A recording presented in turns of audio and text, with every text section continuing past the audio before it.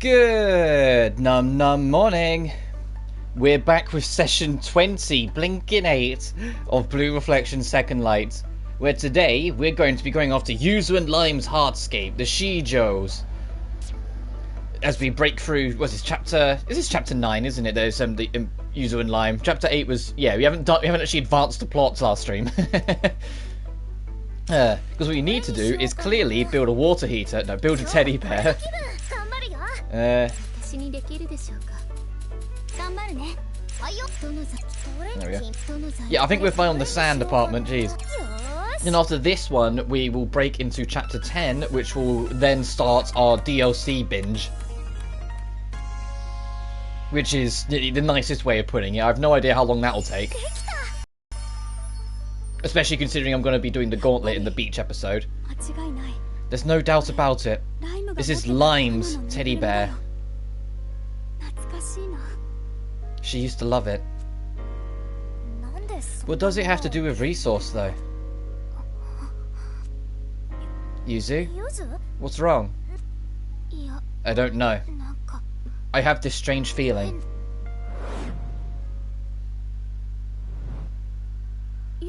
Yuzu? What? Hina! I can't believe it. Your memories are back? Not all of them, just bits and pieces, but somewhere deep in my chest I can still feel the feelings we shared that day. My heart never forgets. Yuzu. Yes, I'm Yuzu, Yuzuki Shijou. Thanks, Al. I don't know how, but I'm back. What? Are you really the same Yuzu? I was acting pretty uptight, huh? And like, Al's like, what the fuck? Like, Al thinks it's like the start of the game where it's like Yuzu didn't trust her and was like, you are weird. I do not like you. And also this, where Yuzu's just like, hi Al, let's be friends. Like, yeah, I would be a bit shocked too. So this is how Yuzu really is. Yeah, this is the Yuzu I know. I was so worried. I thought I'd never be able to talk to the old Yuzu again. I'm sorry I made you worry, Hina. You should be. It's been a long time. Yeah. Oh, well, thank goodness. Oh? Mission complete. Deliver teddy bear to Lime Shijou. What is it now? Deliver to Lime? I guess the teddy bear really is. Let's go! Hurry! Go to the hardscape.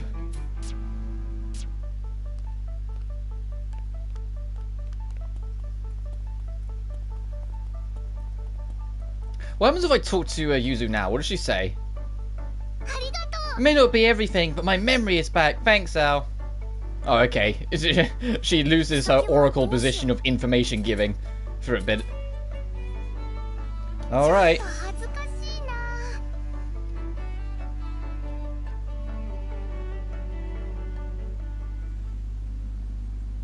Hello again, Lime.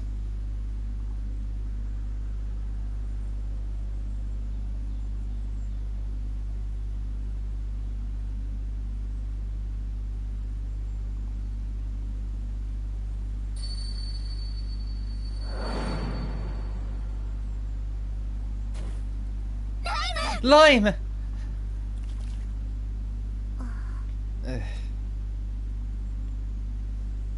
Saving Private Lime was a success.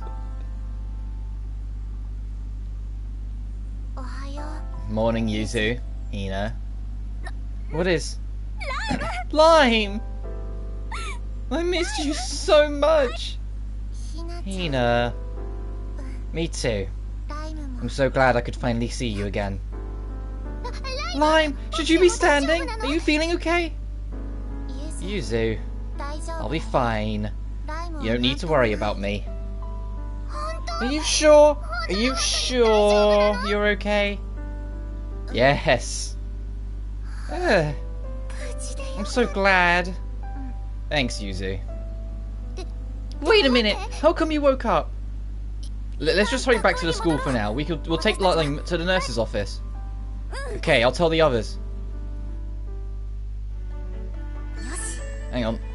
Oh! I saw the X and immediately tried to go for it on the minimap. It's just okay, but I should show it to the nurse's office anyway.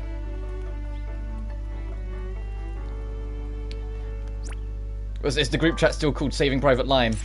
No, it's changed to the Heartscape Exploration Squad.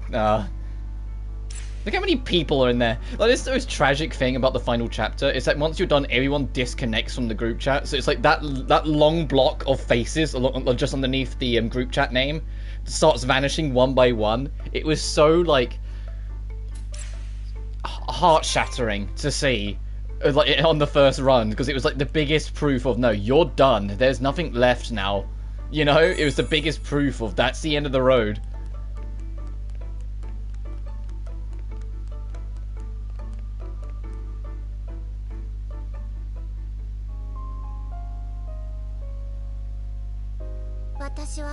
My name is Lime Shijou.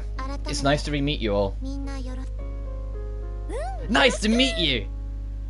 Wait a minute. I have so many questions. Yeah, she's right. Why did you wake up anyway? Are we sure it's safe for her to be awake? Aren't you the one holding this world together? It's okay. You don't need to worry about that. As for why I woke up, you all made the teddy bear for me, didn't you? The teddy bear? That's why you woke up? Why did that wake you up? The same way I was able to bring you all to this world, by creating something in Oasis related to a memory. And when my feelings resonated with it, I was able to wake up. The stuffed bear just acted as the catalyst. There's another, more fundamental reason why I was able to wake up. Lime, could you explain to everyone again why you were sleeping in the first place?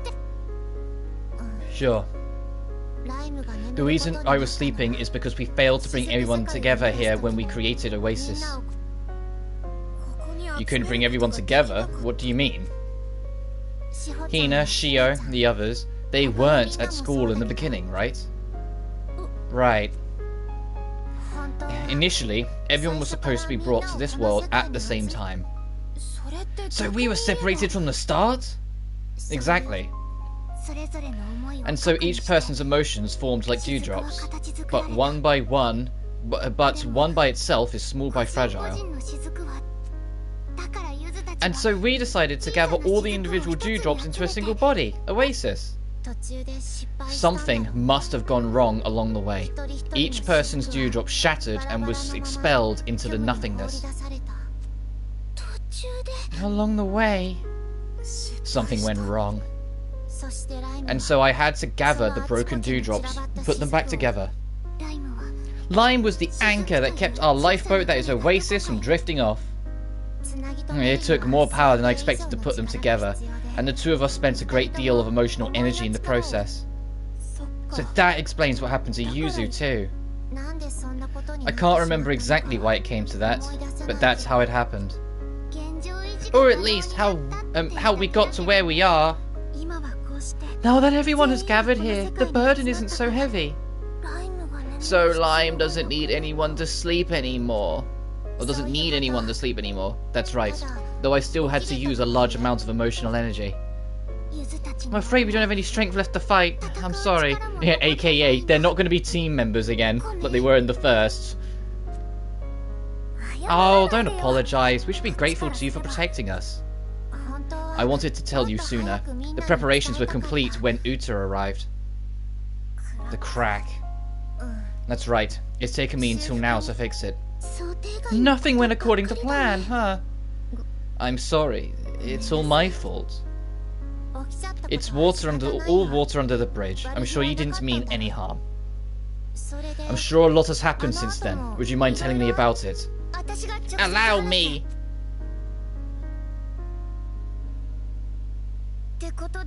And so that's how I came to be a part of the world system. I see. It all makes sense now. That explains the intermittent attacks. That means we're still in danger as long as you decided we're going to survive together.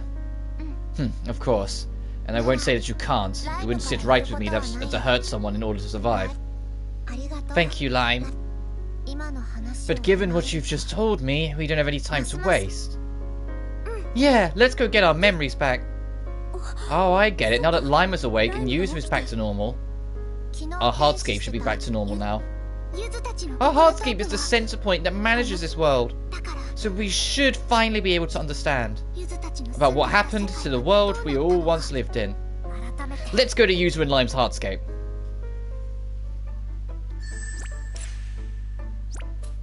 Alright, just gotta do the obligatory check to see if there's a bunch of random dates to do. No, we're good. Oh, there is a dialogue moment. Oh, I know what this one is. I think this is the one I was thinking of in the previous stream, where it's Yuki and Reina deciding how best to handle their date.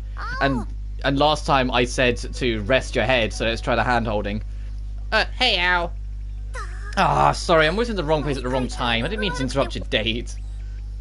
Wait, Fushizaki. This actually works out perfectly. We want to ask you something. What do you think it means to be in a relationship? Oh, jeez. Oh, jeez. You think I have the answer to that, kid? Neither Reina or I have ever been in one, so we don't exactly know what we should be doing. Even if we wanted to go out somewhere, there's nowhere to go but the hardscape. I see. Well, I've never been in a relationship either. Yeah, thought so. Hey, that's mean! Do you want my advice or not? I'd like to help in some way. Oasis allowed them to finally be together. May not have ever been in a relationship, but you can count on me. Just wait for that motorbike to pass by. I'll just think of what I'd write in a fanfic about you two. So last time I said lap pillow, so this time I'll just say hold hands. Well, you want to look like a couple, you and Reina should be holding hands. Of course, you can't just hold hands normally, you just do it in a romantic way. Romantic? You have to feel the happiness course through you. Tell me about it later. It better be so mushy, just that hearing about it makes me blush. Thanks, I guess.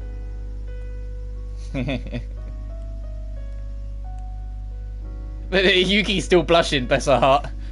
So, what are you going to do, Yuki? Wait. I'm getting nervous. I mean, we hold hands all the time, but I've never had to think about it like this. Aww. These two beans. My hand might get sweaty, just let go if it gets gross, seriously. I'm not going to do that. Aww, Yuki. Look at that little bean. She's such a precious bean. She really is. Aww. You have such beautiful hands, Reina. I'm jealous. They're yours, Yuki. You can let them all you want. Fucking these two! These two! Aw, I thought the lap conversation was cute. This is adorable. Okay.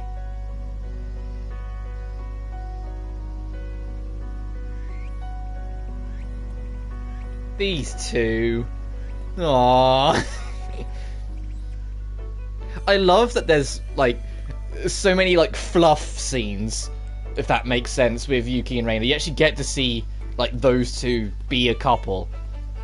So I've mentioned it a few times before, but it's, like, genuinely, one of my pet peeves in any kind of media is when, like, they have, like, the love story dynamic, but the love story doesn't reach its climax until literally the end of the story. It's like, no, I want to see them function as a couple. You know, I want to see them have cute moments of them, like, kind of discovering how they work with each other, and you don't really get them. It's usually, like, you know, it builds up the will they, won't they, and then literally just the credits go to the roll, they kiss or something. And it's like, I'm so tired of it, personally. I'm sitting there and just go, ugh, here we go. Because I want to see them function. I want to see how they are as a couple. They could fall apart 2 seconds later, for all you know. I want to believe that the couple works, not just be told that, well, they got together, yeah, and that's it. I want to do some goldfish scooping. But we can't keep them, can we? Well, if you promise to take good care of it, I suppose we can. Really? I promise, I'll take super good care of it. I'll help too. Hey, thanks, Mio. I don't think I've had anything to worry about then.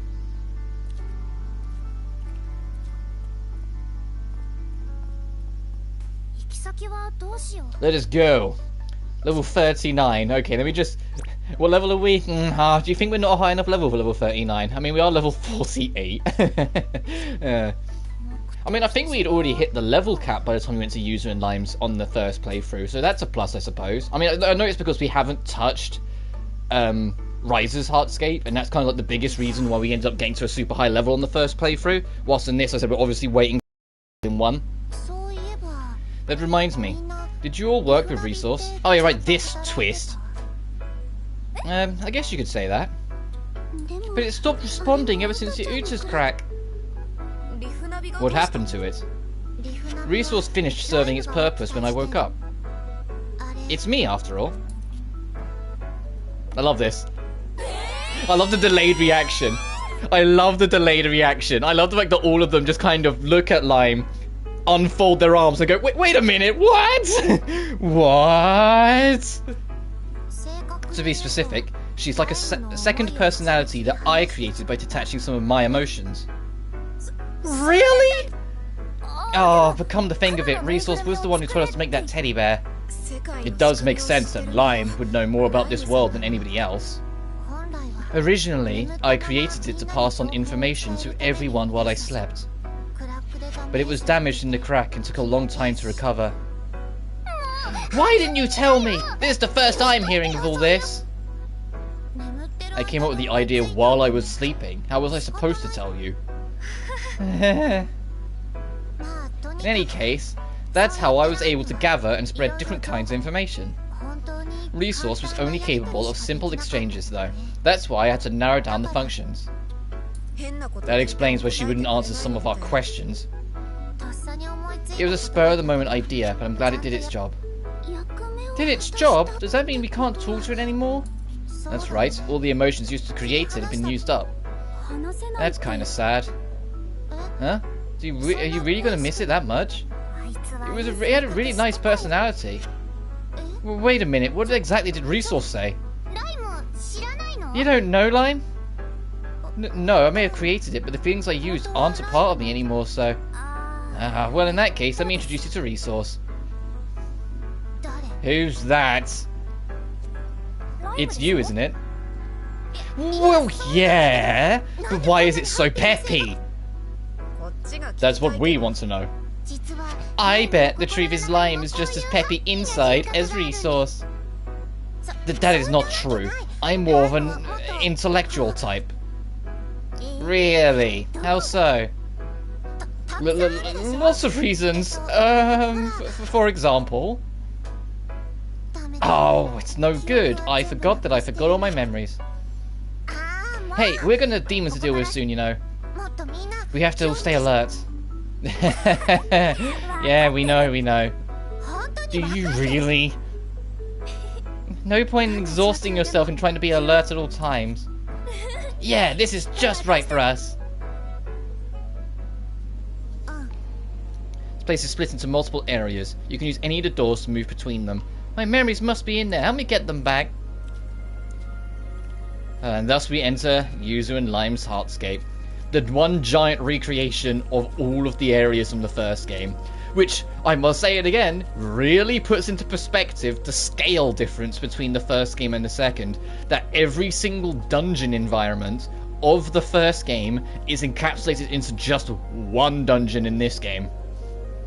The central area, the 4 emotion zones, all of it is put into just one Heartscape. This game is so much like grander in scale than the first. It's insane.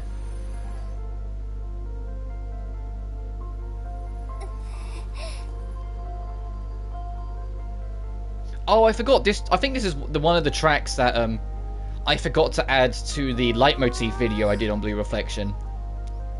I forgot that it plays in this track as well. It's just very faint, but you heard it go bum bum bum bum bum bum in the background at the start. Those buildings in the distance? No, they're stone pillars of some kind. Maybe they're ruins? A fallen civilization, perhaps? That's quite tragic. If they are ruins, there might have been all sorts of sunken treasures. We should dive in and take a look. Don't even think about it. This place is much cooler than everywhere else. You'll catch a cold.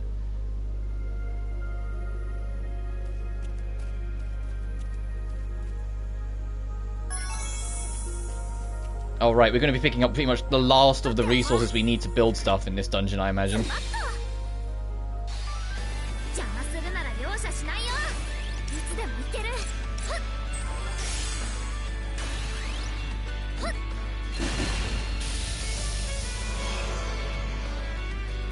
Oh, loading, there we go.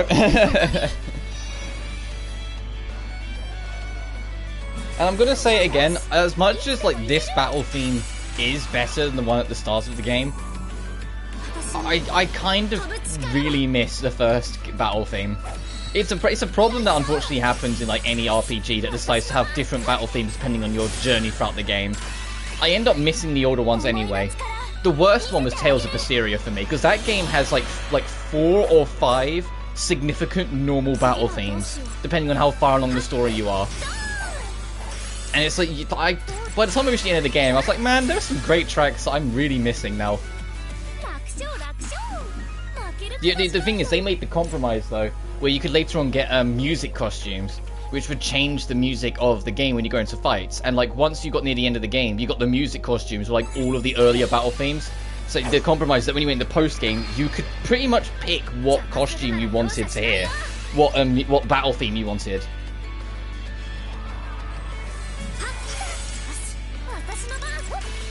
Which, to be fair, was genuinely a really good idea.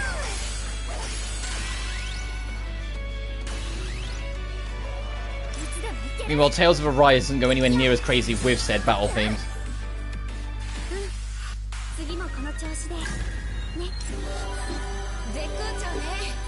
But then, fair, Tales of Arise's OST as a whole, a lot of people really dog on it and say it's not as good as some older Tales games, but I don't agree. It's certainly not as like legendary as some of the other Tales of games. Like, I'm aware it's a new composer, so of course it was going to be different and going to be an adjustment.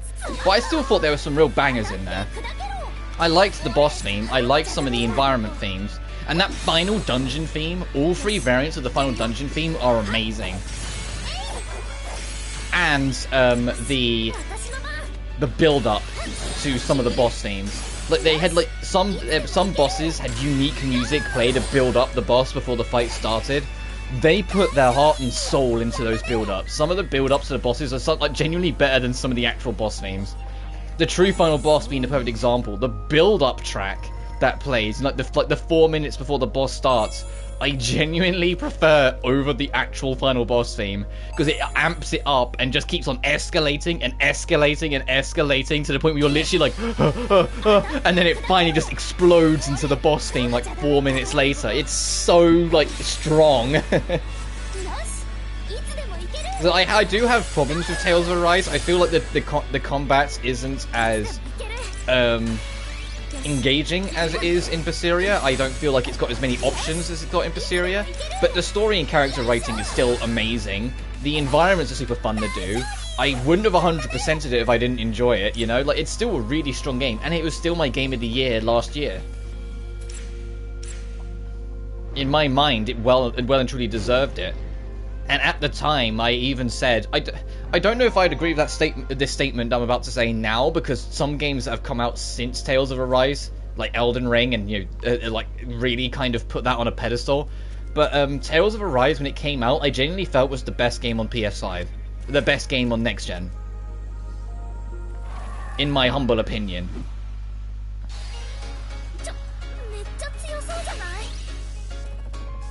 And I still think it's right up there, but it's like, you know, like this Elden Ring is going to, you know, defy legend for a very good reason. There's a reason why it's like one of the best-selling games ever all of a sudden.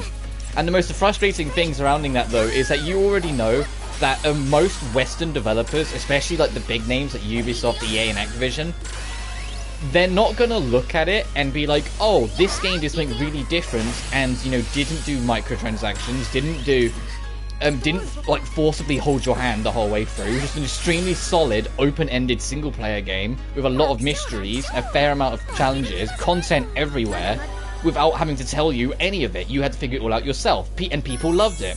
We should be making our own version of this. That's not the lesson they're going to take. They're just going to instead grumble and be like, no, they did something different. They didn't do what we do. We're the ones that established the rules. And then just probably hunker down and double dip on their really annoying and uninteresting practices, and we've already seen evidence of it. I know it's kind of too soon for radical changes to happen, but Skull and Bones, I have never been so immediately pushed away from any interest in a game than I was that. I was immediately hesitant anyway because, you know, of the people in, you know, Ubisoft. But I was at least like, oh, it might be alright, it could be something, it could become something. They showed off gameplay, and like the HUD had like 1,000,001 things on it. Like there was stuff on the screen that it was extremely obtuse and like really in the way. Like literally like you couldn't see the screen. I was like, this looks like the thing people were memeing on, where they said like, hey, Elden Ring was made by Ubisoft, you wouldn't be able to see anything because it'd be HUD everywhere. And now there's literally a Ubisoft game that's put HUD everywhere so much that you can't really see anything. And I'm like, man, this should have been a top priority for them to tone down. They should have immediately gone onto the binge or like get rid of as much HUD that they don't need as possible, instead of putting so much of it down as they've done. And so it's like the Ubisoft are already showing signs of ignoring the most significant lesson.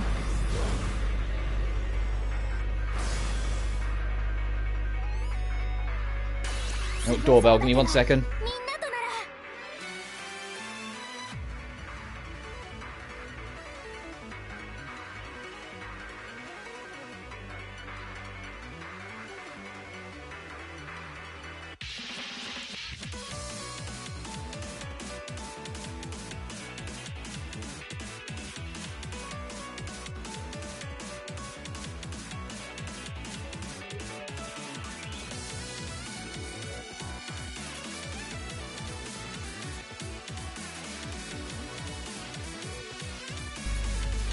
I'm back.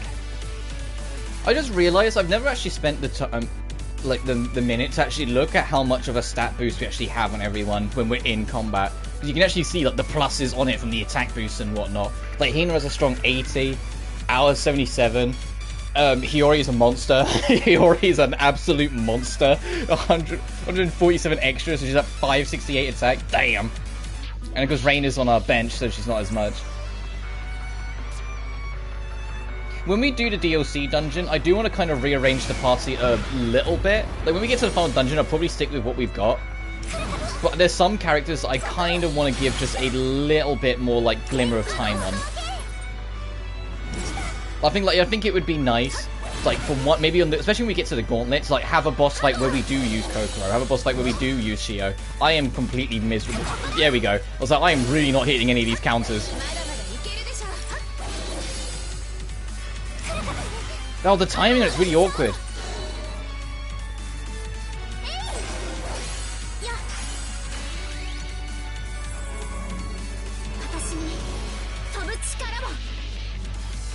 Because it's just something like, it's an unfortunate habit. Oh, I forgot this is the boss fight that's like desperate for 1v1, so I need to learn the counter timing really. There we go. You have to do it ever so slightly later than you think. Yeah, so like there. You have to do it like ever so slightly later than your brain tells you. It's like when you're trying to learn how to Royal Guard on in Devil May Cry 4 in particular. In DMC 5 and 3 I tend to find it slightly easier. But in 4 for some reason it's just I've never been consistent with it. And the ultimate trick for me to even land it is the same thing here. Where it's just you do it ever so slightly later than you think, than your brain tells you to do it. And then you tend to hit it.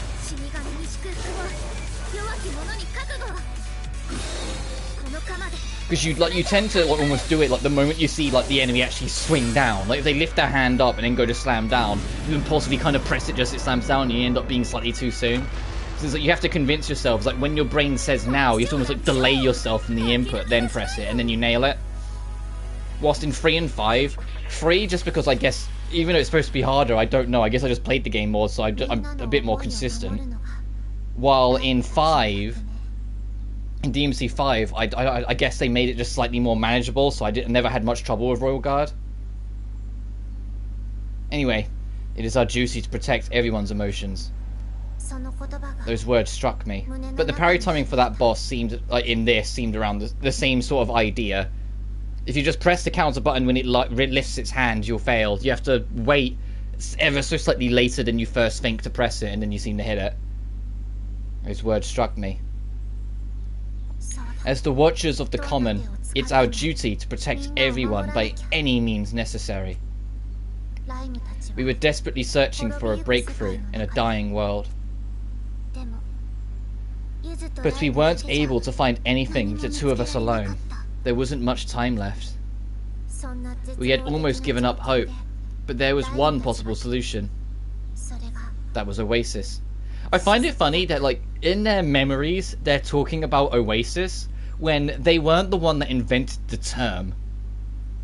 When they were talking about making a bubble space to protect the reflectors and whatnot, it was Ao who went, oh, kind of like an oasis.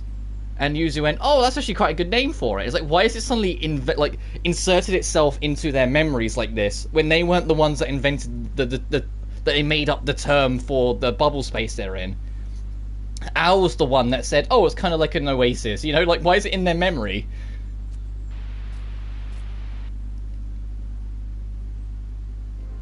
Alright, that's zone 1 done.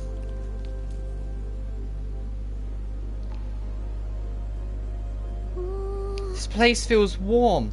It's quite a strange feeling. This is the center of the common, the place where all of humanity's emotions were collected. So what we're feeling is the warmth of everyone's feelings. I can feel it, everyone's emotions. What are they saying?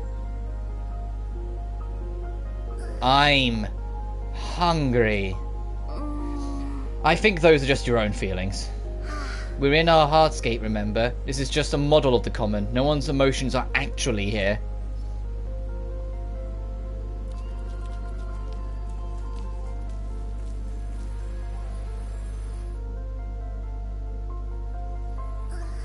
This place is creepy. Let's be careful. Yeah, it also houses the worst stealth mission in the game, but one thing at a time. We'll do that later. Is this fog? It's so hard to see around here. This looks like the exact kind of place where witches would live. A witch's forest? Yeah, it totally is. I'm going to eat you up.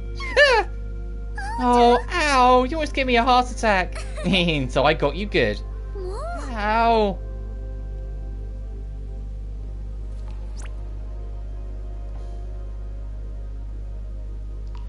What do we need to open that up? You have to knock down like a tree here or something, wasn't it? To get that space open.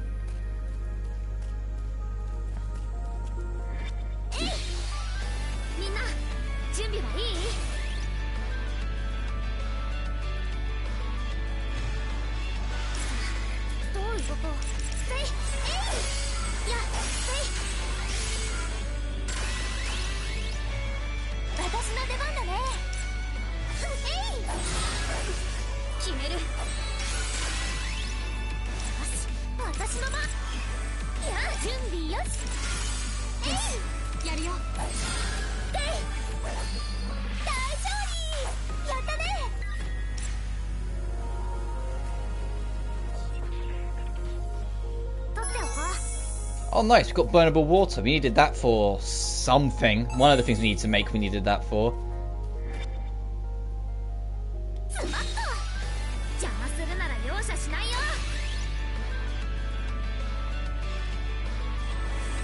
Couldn't tell you what off the top of my head, but I know it was for something.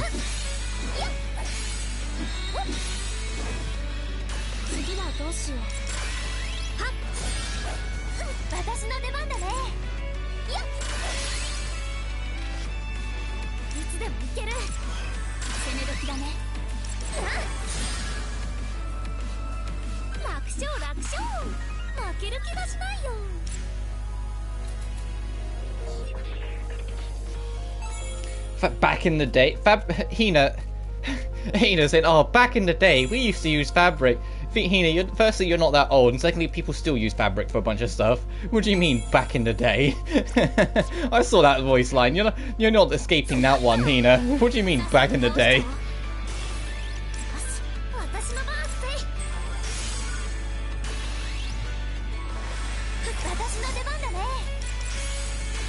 It's like saying back in my day we used to all be on PS4. It's like, no, people still are, you idiot.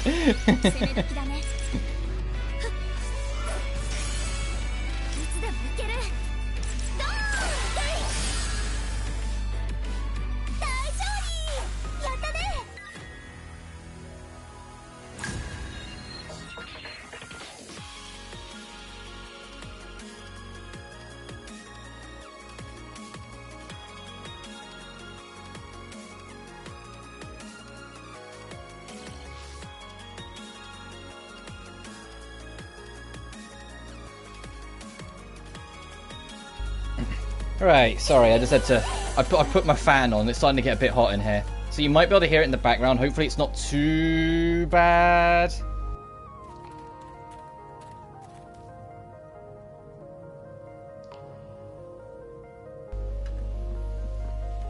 But I just listened to it back on the mic quickly. At least I can't hear it in that. But it's just to try and help me. Because it's only going to get warmer. To be fair, the past couple days haven't been too bad heat-wise. They've still been hot, don't get me wrong, but they've been far more manageable. I think the worst is yet to come in terms of the heat and trying to keep on top of it. Which I don't intend to let it affect the schedule. Like, the schedule I posted this morning should still stand. And if there, but we'll see. If there's going to be a change, I'll let you guys know, though. We should be fine, though. I said this today and tomorrow. Castlevania on Monday, Genshin on Tuesday. The Genshin one on Tuesday is like the only one I'm kind of nervous for, because I think that'll be the hottest, and that's the stream that will probably be the longest, because I want to cover the whole event. You know? And so I think that one will be the longest stream this week.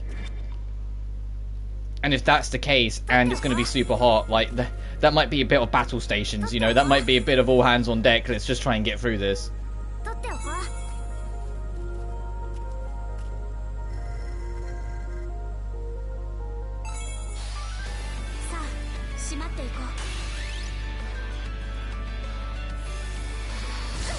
But this place, I've noticed this place seems to have a bit of everything resource-wise, so this might actually be a good, the whole of like this hardscape might actually be a really good grinding spot for resources if I need it a little later on.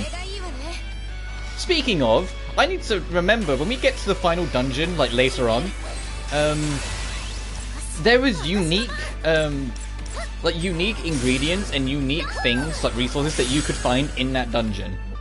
And I remember when we picked them up, I was going, well, what purpose did he serve? Because it's only the final boss ahead of us. There's nothing to go back and make for anything. I'm going to challenge that. When we pick up those unique resources, I'm going to head back and see if there's any unique items that can be made. I doubt it, but you never know.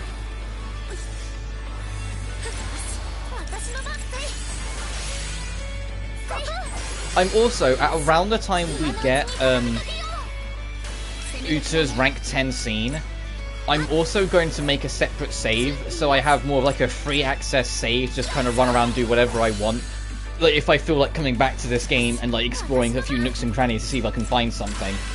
Because I imagine even after these two playthroughs, there's going to be a plethora of things that I haven't seen. Because it's just one of those games. It's the same with Elden Ring. I've done 2 full playthroughs, but I am pretty sure there's still a lot of things I've just missed and aren't aware of.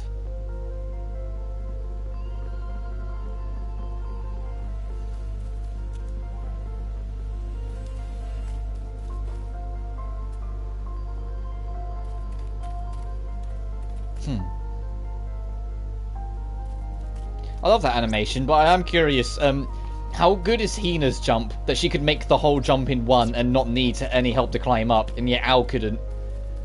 Right, well, it's not a tree, but it's the same sort of idea. Yeah, you come up to this with a hammer and knock the thing down.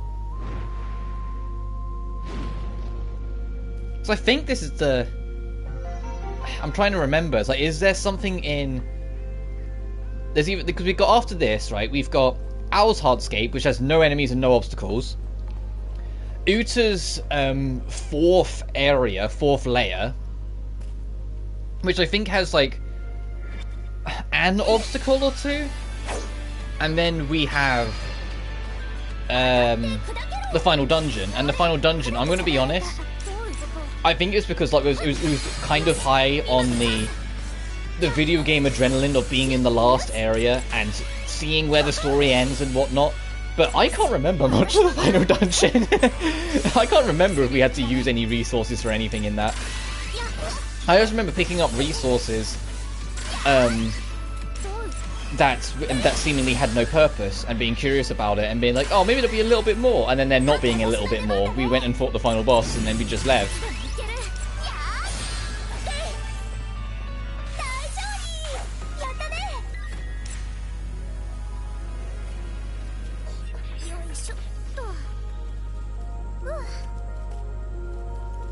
But Owl's Hardscape is where our last remaining trophy to get the platinum should be waiting for us.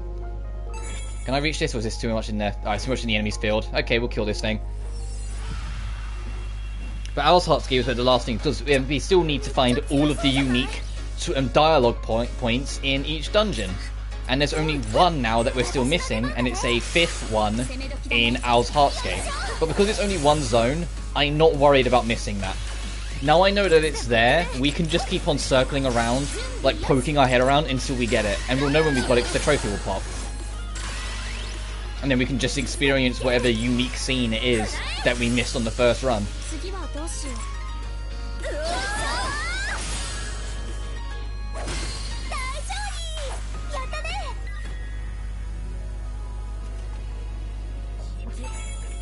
It also means I need to do more photo mode shenanigans and take screenshots.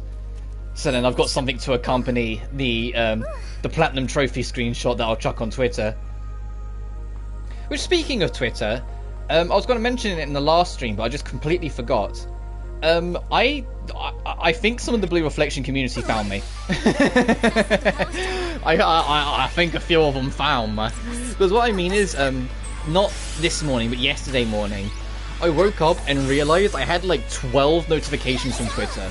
Which might not sound like a lot compared to like bigger things, but for me that was huge. I was like, what's going on? What's happened? I thought I'd done something wrong, and like someone was like a storm had gone off or something. But no, it was a bunch of accounts of people who like are really into Blue Reflection or talk about things around the game that had found my photo mode posts and were liking and retweeting them. And I was like, oh. I was like, oh, I've been noticed. And it resulted in me actually finding artwork that I then myself shared. Like there was this very beautiful artwork of that someone drew of Uta in a sunflower field, which is very fitting for her character. And I was like, okay, this is gorgeous. I'm retweeting that. Because today's thing was, I say today, it was more last night, but also I wasn't streaming last night, was that the voice cast for all the Harbingers in Genshin got revealed last night. They updated the description of the trailer to include the English VAs of every character, and I was right with Captain. I knew it. I knew I recognised the voice. And it was Chris Tagliaferra as Capitano, or the Captain, who, if you don't know, is Gundam Tanaka in Dangan 2. And Ryoma in 3-3 for the record. But I don't think he's immediately recognised as Ryoma. I think he's almost universally known as Gundam. And for good reason. But yeah, I knew I was right. But to my surprise, like, one of my all-time favourite voice actresses, Deneen Melody, the lady who voices Rotten Dollheart in Death End Request 2, which is my favourite character from that game, voices the marionette of the Harbingers, who, if you watch the trailer and you don't know who I'm talking about, Captain is the dude, like the deep voice, had the mask with like the chains outlining where his eyes are, and Marionette is the girl who was sitting on the hand of that mech thing, who goes, how risible, or like so risible, or something like that. That's Deneen Melody. And I was like, that's so cool, because Deneen has been talking about how she would love to be able to do a major role in Genshin, because she voices a few minor characters in Liyue in the game. Like she voices Chang Chang, I think, in Liyue. And so it's like, she's not only voicing a major character, she's voicing one of the big bads. I was just like, ooh, that's badass. But in all seriousness, like, I don't have the list of names in front of me. Those are just the two that immediately took my attention. But Genshin continues to have a god-tier English voice cast. I can't stress enough, like, there's a reason why a lot of VAs are talking about how, like, it's becoming like a target that they want to voice someone in Genshin. Because Genshin is such an all-star cast of VAs. It really is. There are some amazing faces and amazing names in there. And even a lot of voice actors are in there that you might not have even heard of. That might be like, oh, they've only done like really minor stuff that have picked up and done it, because, you know, Genshin has a near perfect style. I know I said it's more than the Atlas Talent Agency and whoever that they get on it, but Genshin as a whole they are very much the epitome of how the industry should be, it feels like. They hire who they think is the best for the role, not the fan favourites. So if you do get into it, it's like, no, it's because they genuinely feel you are the master of this role. You are the best suited one for it, which I think is just, you know, the best way to handle it. So you do get some faces and some names that you might not have ever heard before, because maybe they've only ever done like super minor roles, suddenly voicing major characters. Because, like, you know, the hiring process, they got the best instead of just going for the big names. And I think that's so amazing. I know the two examples I gave, you know, with Chris and Deneen aren't good examples, because anyone who's anyone understands that any really cool, deep, gravelly voice is Chris. This is why I recognise it so much. And Deneen, especially over the past year or so, like, she's Mari Makanari in Evangelion. She's Mei in Pokemon now. You know, like, she's ReZero in... oh, is it Sword Art Online that ReZero's in? I don't watch Sword Art, so you have to forgive me on that one. But, like, she does a lot of major roles now. It's just, for me personally, my introduction to her performances was Ratty from Death End Request 2. My favourite little bean. But speaking of the Death End games, it probably won't be anytime soon, because we're going to be a little JRPG'd out throughout the course of this year with Soul Hackers 2, and potentially even a Persona game at the end of the year. And if the Pixel remasters end up coming out, we might even do a Final Fantasy at some point this year as well. So, you know, it's going to be quite the stack up. But at some point, I do want to cover both of the Death End games.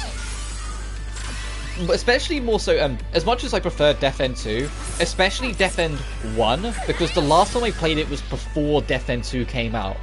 So I'm kind of curious, now I have, you know, the experience of Death End 2, how much clunkier 1 actually is. It won't replace the Let's Plays, because, you know, I'm really proud of those Let's Plays back in the day that I did for both Dirk 1 and 2. It will just, so I probably won't do, like, the pain area. I'll probably just do, like, one playthrough of both games, instead of doing, you know, the full 2 playthroughs and doing the whole pain area and whatnot like I did back when those Let's Plays. But it would be cool to go back to them to try them out. And to see how much has changed, see what I still like about them and what I don't. It'll be the same with, like, Dragonstar Varnir, but that would be way off, because the last time I touched Dragonstar really wasn't that long ago in the grand scheme. It was only last year, I think.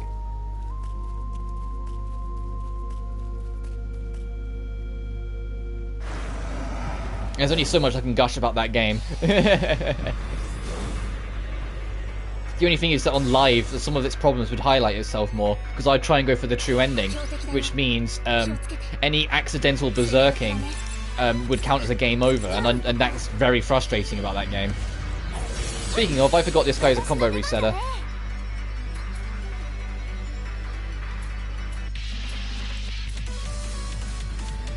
It's not attacking a weakness. I was like, it's the same for that. I need to push that knockback back as much as I can. I need to knock back the enemy as much as I can to give Ao enough time to get involved.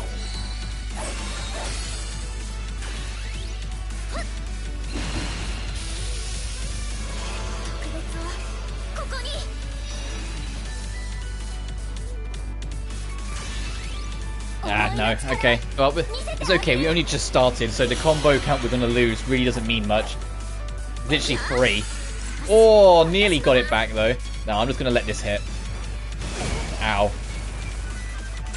And then I will just set up the extra here. So then when the next one comes around, we don't have to panic and, like, worry about what attacks are set up. We can just use it straight away. Case in point, now we can just crack on. It's like, well, yeah, you did charge up whatever you want. I'm fully revving up my to stage 4 so I can hit you with everything. Ow.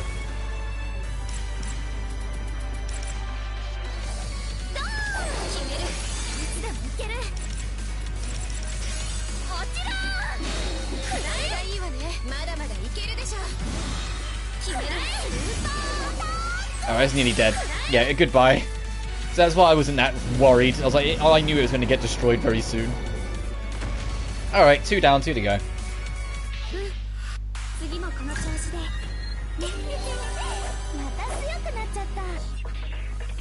Is he already only one not at level 50? I'll have to check that in a second. A world with nothing to oversee it slowly being reset. In order to save it, we decided that we would act as the overseers instead. We created a small world, and it became its overseers. We thought if that absence was filled, the world's problems would be solved. In order to create this small world oasis, we needed the cooperation of all the reflectors. We used our rings to call the reflectors. We used everyone here to lend us your feelings. A large amount of emotion is needed to create a world.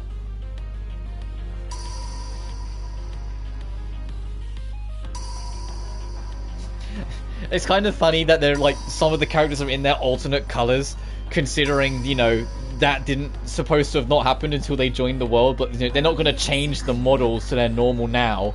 So theoretically, they could be reaching out to all of them in like their summer wear, if you wanted to. Or, you know, like all the cat-made costumes or whatever. In the midst of a dying world, only a few answered the call. Girls who were about to be swallowed up by nothingness, but still resisted to the end.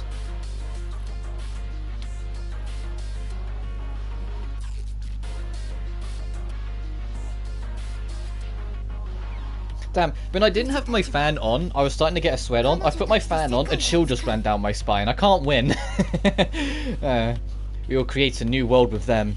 To connect our hope to the future. To reach tomorrow. 2 down, 2 to go. We've got, was it happiness and then anger?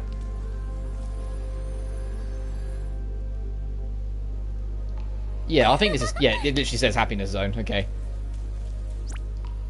Alright, and that has that at the end. Oh yeah, I was gonna check. Is he already only one not at 50? Yes, okay. He always got, oh god. But he's got a little to go. But it is our chance to kind of give a one more scan of what our stats are going to be for the rest of Death Wish. So 415, 540, that's, yeah, I'm quite happy with that, because considering where Hina was at the start of the game, her now being the most defensive unit in the game, yeah. Like, the only character that would be more defensive is Reina if we gave her stuff that wasn't just ordering. You know, if we actually gave her the proper buffs and support, she would have a higher defense. Owl,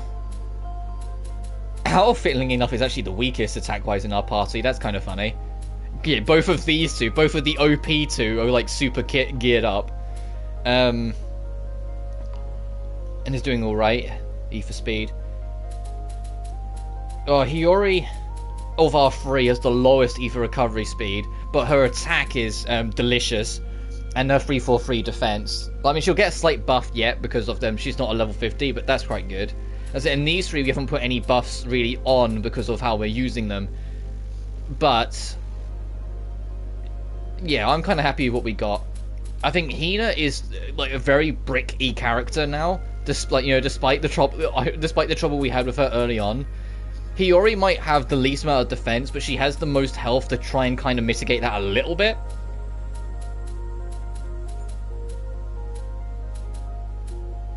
Meanwhile, Ao is a good enough all-rounder, because she's got better defense but lower attack than anyone else. And has got, you know, good E for recovery speed. Not Shio quick, but good enough.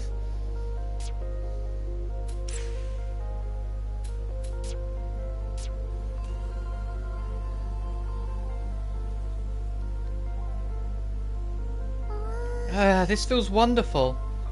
The weather is gorgeous, the temperature is just right. I could live here for the rest of my life. This may be the most dangerous place we've been to. It has the power to render us all useless.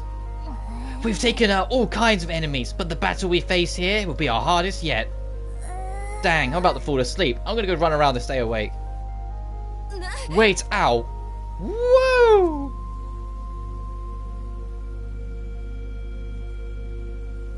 I'm exhausted, so sleepy. Hey! I'm glad that, you know, the kids are having fun. You know, like, in all the zones and whatnot, despite, like, it's kind of weird considering how serious the first game handled the common and everything involving it, for them to go to this game and we go to the areas representing the common, and we're all just taking the mick. We're all just having fun. We're treating it like a day trip. But I suppose it's to show the contrast in the game's casts. That the first game, like, they saw the common and whatnot as some way that they needed to be serious and, like, bunker in. and, you know, take super seriously and everything. Whilst in this, they are just a group of girls who are just trying to figure out things and find their place in the world. So do try and be a little bit more laid back and just try and enjoy the moment a bit more. Which, for the record, I prefer. If it hasn't been obvious enough by the fact that, you know, we're near the end of our second playthrough already, I love this game's cast because of how much energy they all have. There's dramas and there's predicaments, but there's still an entirely optimistic and go-getter cast that empathize with one another, care for one another, do the right things they can to support one another. Like, they are genuinely like a really optimistic and positive force of like a survival situation. You know, like, it's not like, oh, I don't know, when you're watching a survival program and there's always like one or two that have got like really bad egos and are just out to argue with everyone. There isn't any of that, you know. There's no ego here. There's just a bunch of girls trying to find their way through life and are figuring it out together and are enjoying it even with its hardships. There are moments that are scary, there are moments that are tough, there are moments where they hear things they wish they didn't hear, but they still keep their heads up and are still optimistic about where the future will lead them. And it just makes them so endearing, it makes them so enjoyable to be around. And it's something that applies to most Gust games. I have yet to play a Gust game where they have like a really significant negative character. They really like writing optimistic stories, and I love them for it. I really do.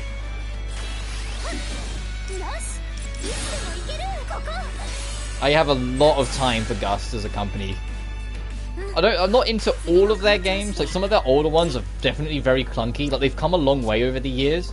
But a lot of their recent stuff, like Riser, like this, are just so charming and so divine and enjoyable. So the only reason why I probably won't be diving into Riser as soon as we finish this is because Riser is gargantuan.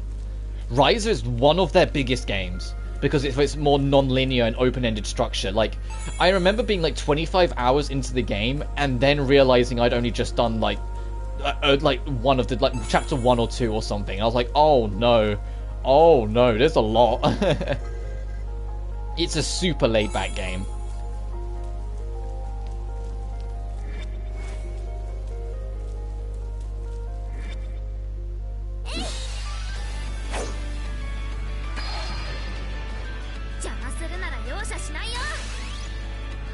Oh, we're stuck. I was trying to get my charger wire out quickly so I put my phone on charge, and it's like a wire was stuck. It wasn't just coming out of my hand. I didn't want to just yank it because that's asking for trouble.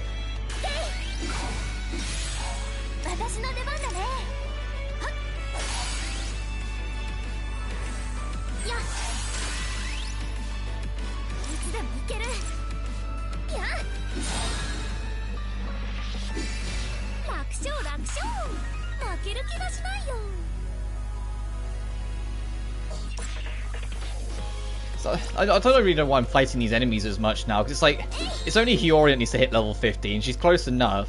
We'll get there like after the next couple bosses probably, because of how much experience they drop. It's only once Hiyori hits level 50, is going back and reorganizing Kokoro and Sheena. Oh, Shio, sorry, not Sheena. I'm thinking Death and Request again. Because both of them have got experience-based fragments on there, which are going to be entirely worthless once we hit level 50.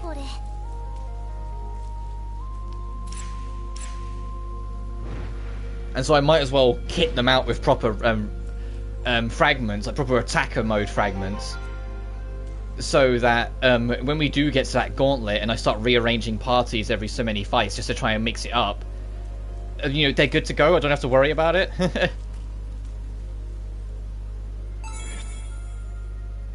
I'm not gonna be able to, I'm not gonna get past you. I need to actually fight you.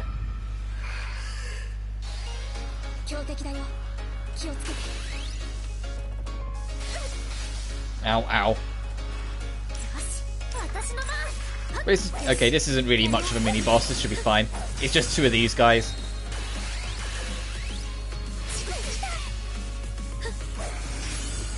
It is kind of crazy though, and I imagine it will change when we get to like endgame or like when we do those DLCs. But it's kind of crazy to me how much, just like when we did our normal mode playthrough, the difficulty starts to crumble in on itself once you're set up.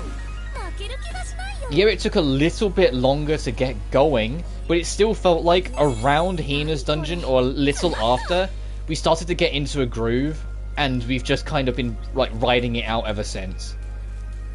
I know I did a little bit of grinding when Hiyori joined, which probably really much helped, just to try and get Hiyori caught up, because she was so behind everyone else at that point when she first joined. It's like I still think it's insane that they expect you to be at Hiyori's level when you get there. Because, like, no, there's no way, you know, I don't think, unless you're playing on easy mode and literally ignoring every enemy and doing the bare minimum, I think you're almost definitely going to be a higher level.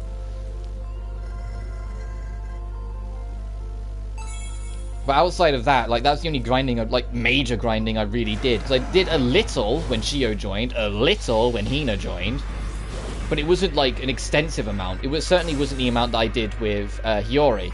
Because Hiyori was just about catching her up more than anything. Then make sure that she was around the point everyone else was to stand her own. Because I knew if I just put her straight in right from the start, she would have died at the first enemy. She would not have lasted. And it's certainly an interesting contrast compared to when we was in Kokoro's Heartscape. Remember that first boss in Kokoro's Heartscape? The major boss at the end of that area, and how we were stuck on it for an entire live stream? Yeah, it's crazy how time flies. Because that boss straight up made me question whether or not I could do Death Wish. But the moment we was on the other side of it, and we got access to fragments, we got access to facility bonuses and everything, we started to kind of dogpile it a little bit. Like, yeah, we had our stumbles. Like, there was a few points in Hina's where some of the enemies were kind of brutal. And there was a couple of points in even Shio's that we had to be a little wary. But once we started getting a jive, we were set. But I even stopped saving before major bosses. Because I was like, okay, no, I'm comfortable, we'll probably be fine. Even the actual, like, the creatures that come out of the crack. Like, even they eventually, like, I think only the first one gave us a little bit of trouble because it had a very sudden, extra aggressive attack. But then beyond that, we were fine.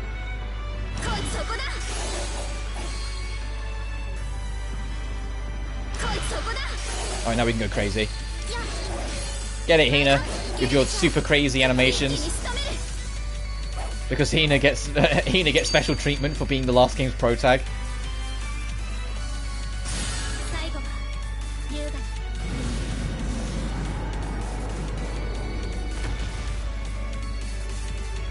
Nice. Alright, 3 or 4.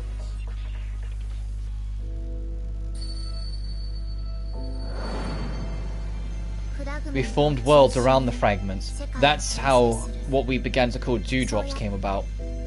By themselves, dewdrops are small and fragile, so we gathered them together. Like rain flowing down a window, the drops absorb one another and grow. By uniting our feelings, we could make something stronger. That's what I had in mind. But the end of the world did not wait for us. The individual drops were cast out into the nothingness.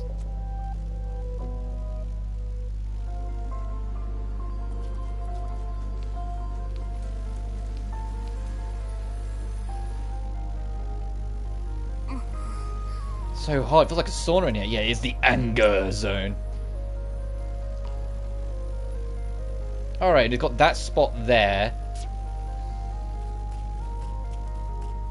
Oh, and like these enemies. You're gonna turn around so I can get a sneak attack on you? Thank you.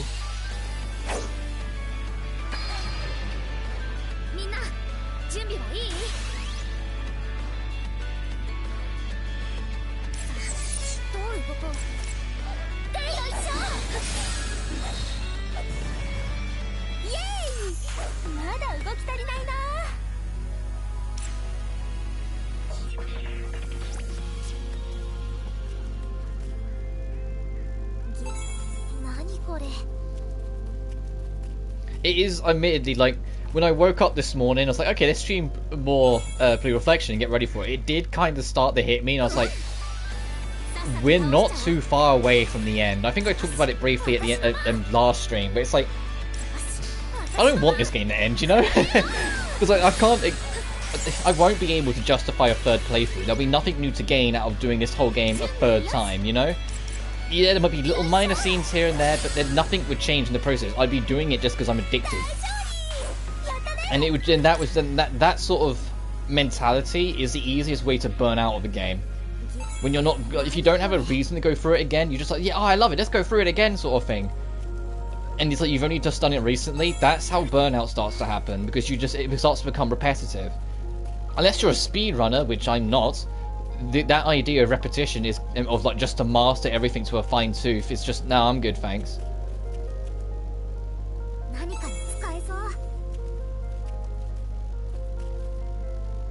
I still think it's a shame you can't just jump off here. The gap's still here where you could in the first game. You can see on the path underneath it all links. You could jump off of these points in the first game. Because, you know, reflector strength. That's literally how they justified it in that game. It's like, well, you're a reflector. You're just super strong. So if you want to jump like a mile down, you're good. Whilst in this, it's kind of a bit more sketchy than that. The reflectors certainly make them stronger when they transform. That's why Hina's probably even able to fight to begin with, without her leg hurting her. Even if though she says that her leg's not as bad as it used to be, I still doubt she can do much. I mean, she did have to retire being a ballet dancer permanently. And the funny thing with the word permanent is, you know, things won't change just because a few years pass. Ugh, even the air is hot here. It's actually magma below us. Somewhere to slip and fall. And there'll be nothing but bones left of them. Stop! I don't want to think about that. You better gather up my bones and bring them back. Why are you talking like you're actually going to fall in?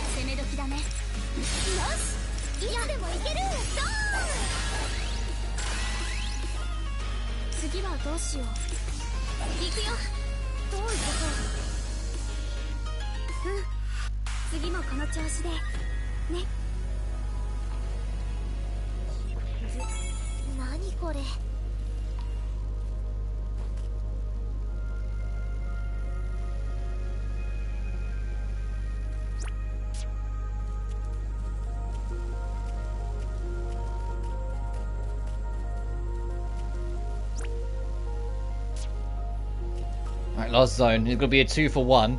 I don't know. I might as well. Anytime I try and skip that, it feels like we're in the load screen longer than if we just let the animation play out. So I'm just gonna, yeah, let it do that. But that is something I'm interested in when very long time from now we get to Riser 2, because Riser 2's got a PlayStation 5 version. Whilst like with this, same with the first game, I'm playing it off my PS5, but they're PS4 titles. So I'm kind of curious when we get the Riser 2, like how much quicker the loading will be once it's like when it's a native PlayStation 5 game compared to their other titles. And it also makes me curious if Blue Reflection 3 will be a PS5 title or have a PS5 version. I imagine it will by the time they get around to it, because I'd like to think that more people will have next-gen consoles by then, but who knows. It's sort of like how, you know, the Square Enix are kind of banking with both their Final Fantasy projects. Their major Final Fantasy projects, that by the time they come out, more people will have PS5s, with both 16 and 7 Rebirth both being PS5 exclusive. And I entirely get why they made them PS5 exclusives, because it allows them to avoid the pigeonholes that they had to deal with 7 Remake. Because 7 Remake, when you go through it, you can see every single this area was designed to suit a load zone kind of situation it has.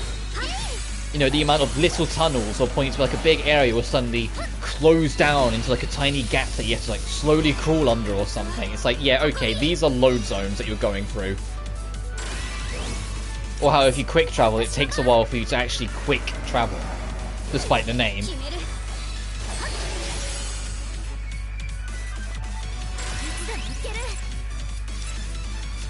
understood do that.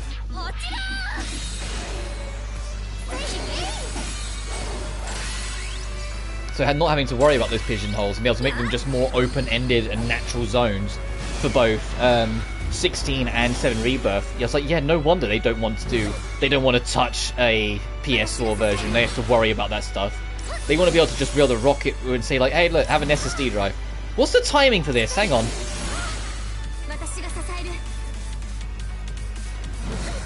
Okay, that was too late. That was too soon. What the fuck? I have no idea what the timing for this is. I just got beat up. I have no idea what the timing for that attack is. I mean, it's okay, because the enemy's literally just about to die, but still.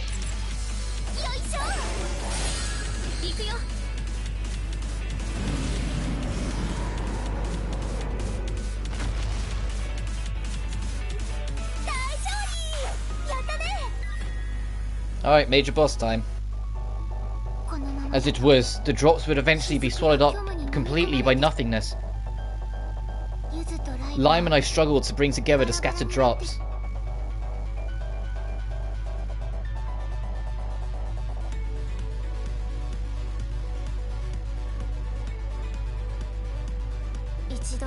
I knew that if I let go for even an instant, I'd never get them back. And that is how Oasis in its current form came about. But as a result, we exhausted a large amount of emotional power. I never awoke, Yuzu sacrificed her emotions, and everyone lost their memories. However,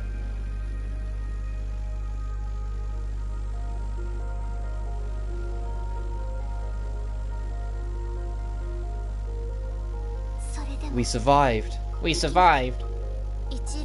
Our hope, our arc, Oasis was complete.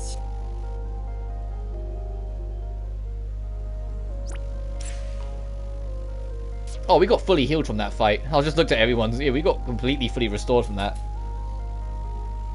Alright, the major boss.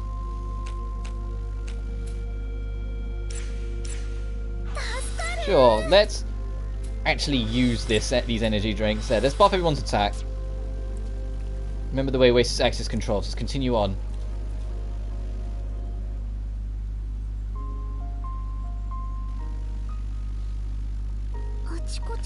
Those memories, they're from when this world began.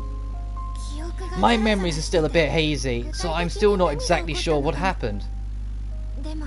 But when I saw those memories, I began to remember bit by bit. We're the few that answered the call. As much as I don't want to admit it, that is correct. We weren't able to stop the ash from falling. We really are the last. No. Even if we don't want to see it or accept it, we have to know the truth. We have to go to the deepest area. I'll open the gate. But Lime and I won't be able to completely suppress our hearts. Going further will, of course, mean demons defending the area. It's okay. We can handle it. Lime and I can't fight, so we're counting on you.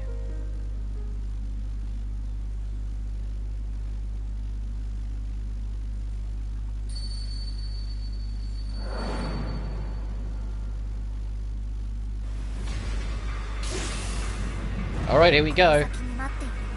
Even if nothing but despair awaits ahead, we have no choice but to fight.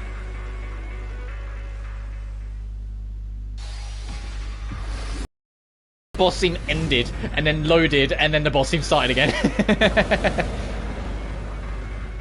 Alright, let's begin.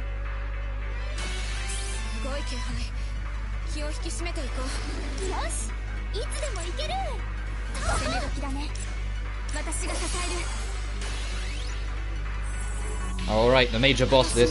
God, I forgot how short this actually is, despite having the most zones, technically. Because, you know, it technically has 5 zones if you want to count this central block that has no enemies in it. It's tiny. It's kind of tiny. We also, once again, really puts into perspective how small it actually, the first game's environments actually were.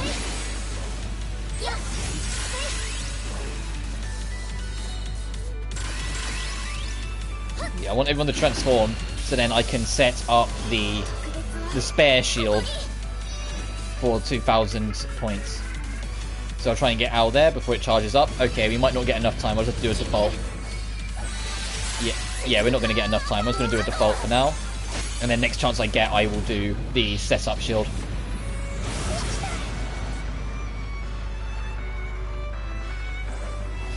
Oh, 1v1. I guess we won't. Oh, I forgot this is the other fucker that delays itself. And then doesn't sometimes.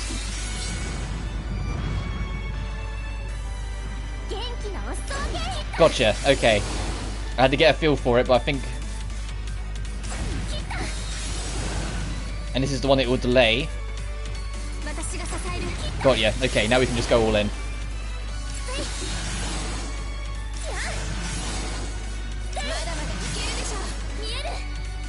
Nearly got it maxed out. Ooh, we can ult this thing. Let's do it. Well, firstly, we need to be careful of that. Oh, it's dead anyway. Never mind. We didn't get to ult it. It's dead. It's dead.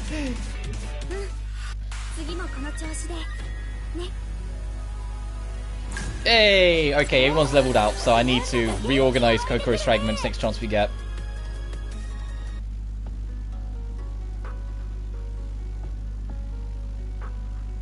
We did it!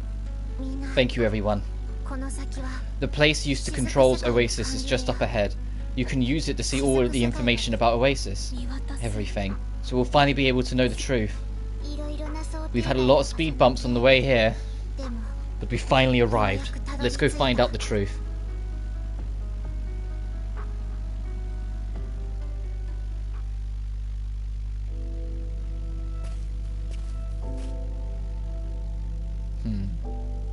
Shijou's, Uta, Hina's, Kirara, I was gonna say, I think there's like Kokoro's and then Yuki's. What? Where are we? I think you can even see the final dungeon in the back there for a second. This is what the exterior of Oasis looks like. That's Oasis. The darkness surrounding it is nothingness, and it's spreading. Yeah, the actual end of the universe. Does that mean we're the only people in existence? Yes. Somewhere deep down, I was hoping it wasn't true. But I suppose it's the truth.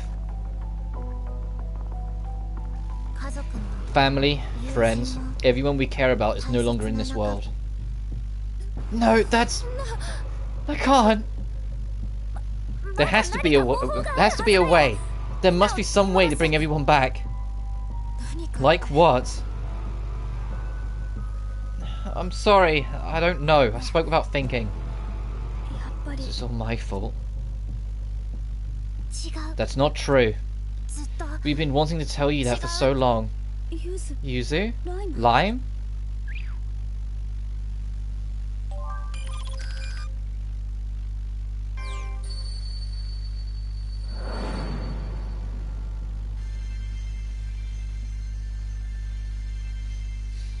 Yeah, you can see it to the left. That's the final dungeon. Wow, they just teased it. I just didn't notice it on the first one. I mean, it makes sense, it's here, because everyone's Heartscape has to be here. Our situation now may seem hopeless. We've lost everyone we love, and we're the only ones left. But we're still alive in this world. As long as we live, there will be hope. You were there when we all made our decision that day. If we hadn't, our world would have disappeared. Yuzu. That's why we put our hope in Oasis. We fought back even against impossible odds because of the feelings we received from you. The reason we are here now is because we didn't want to give up the hope you'd given us. Hina, we're sorry you had to deal with everything on your own for so long. I'm glad we can finally say that. Your decision that day wasn't just yours. It was mine and Yuzu's as well. We all share responsibility for it. So let's share this burden between the three of us. Yuzu. Lime.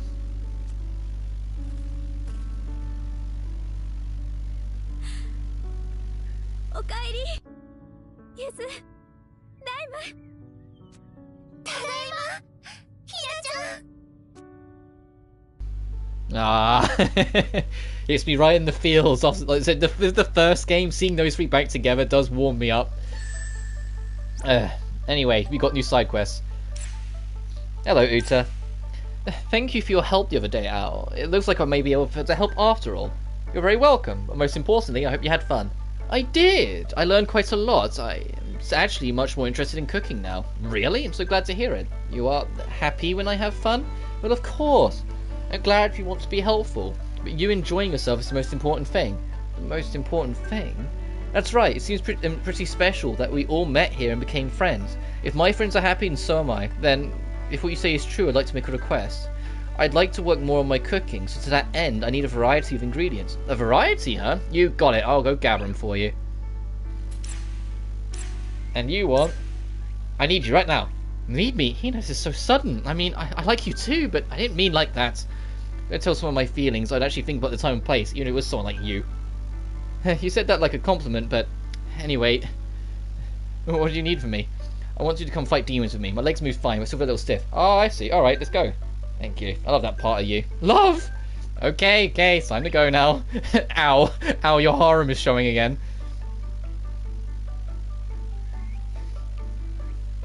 Sorry, I need to clear my nose. So you're out, your harem is showing again. Oh Jesus, okay. Wait, is everyone in the classroom though? Yes, okay, so we'll have to turn that one in at another time. What about the Berserk Leak Knights? Let's go fight you. Let's get this done for Hina.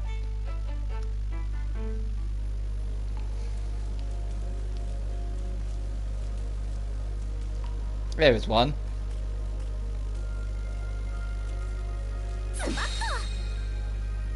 Oh, I need to change Kokoro's fragments. All of her experience boost fragments are worthless. We need to get rid of them. Now we're capped out on the level. We need to change them. I need to give Kokoro a proper setup. To be fair, I'll probably put her all in on attack.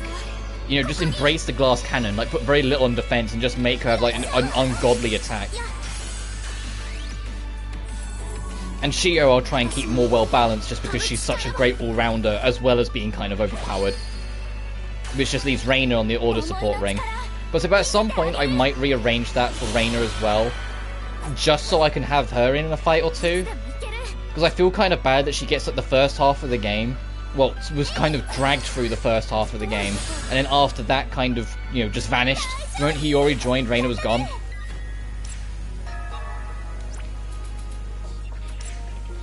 Fragments, Kokoro.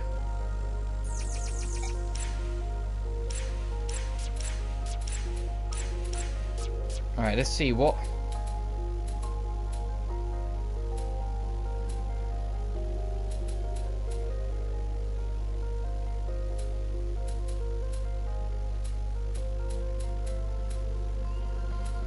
Let's go down to the purple first. Let's equip some basics and then we'll work our way back up as we go. So, general attack boost. Yep, that's always appreciated.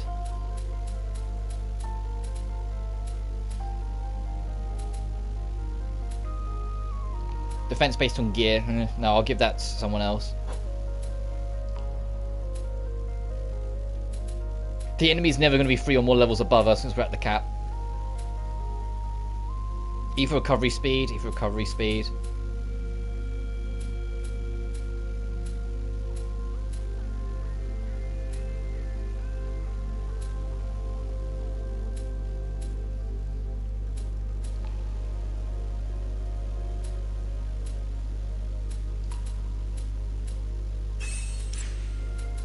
Attack based on number of fragments works out.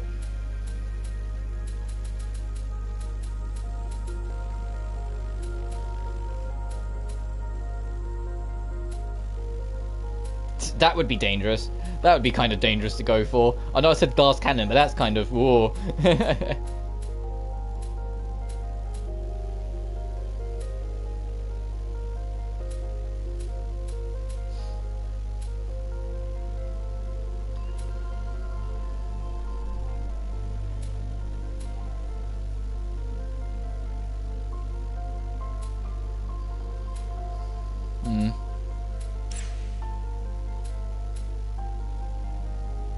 Attack based on gear level, sure.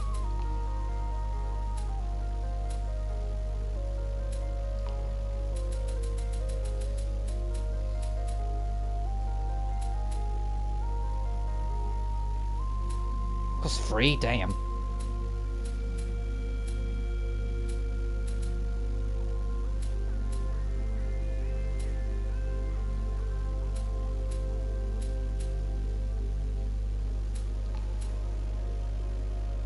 Defense based on talent level would actually be gods here, considering, you know, max out. Do we have proof of bonding attack?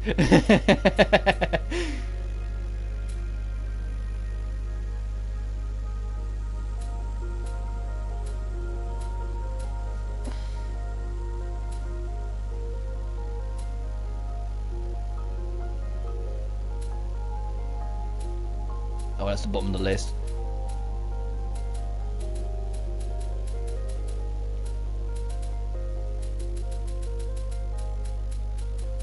I'll put proof of bond defense on. Now I will go back up here.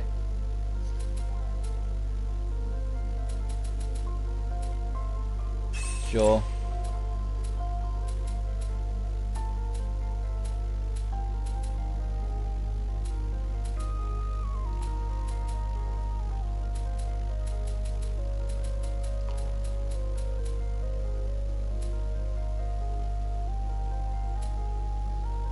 Sure. Since we're not putting any defense boost, making it so you just take less damage would be appreciated.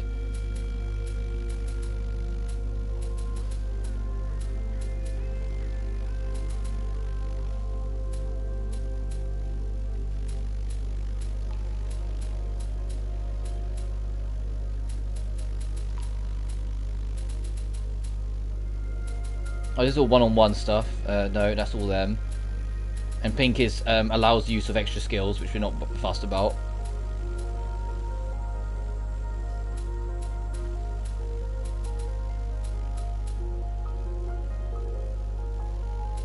And I'll give you that as well. Oh! I never even bonked up you two. You don't need that.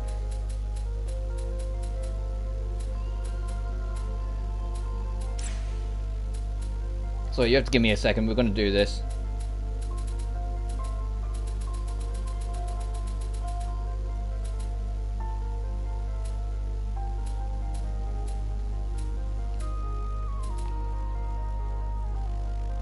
Sure, because you don't have enough already.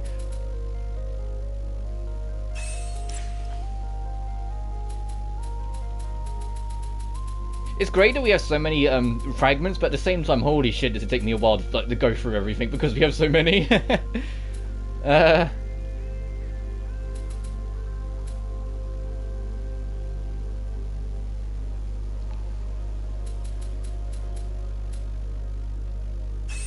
Sure, make you an ether tank. Whilst you, let's say we've only got you on the ordering mode, so we might as well just lean on that for now.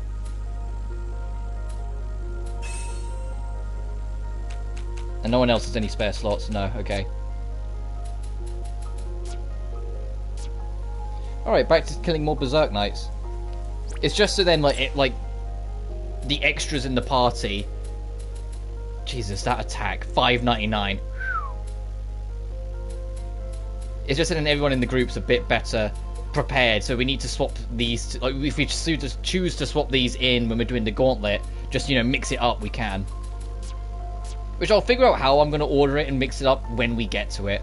I really... Because I honestly don't know how I'm going to work that.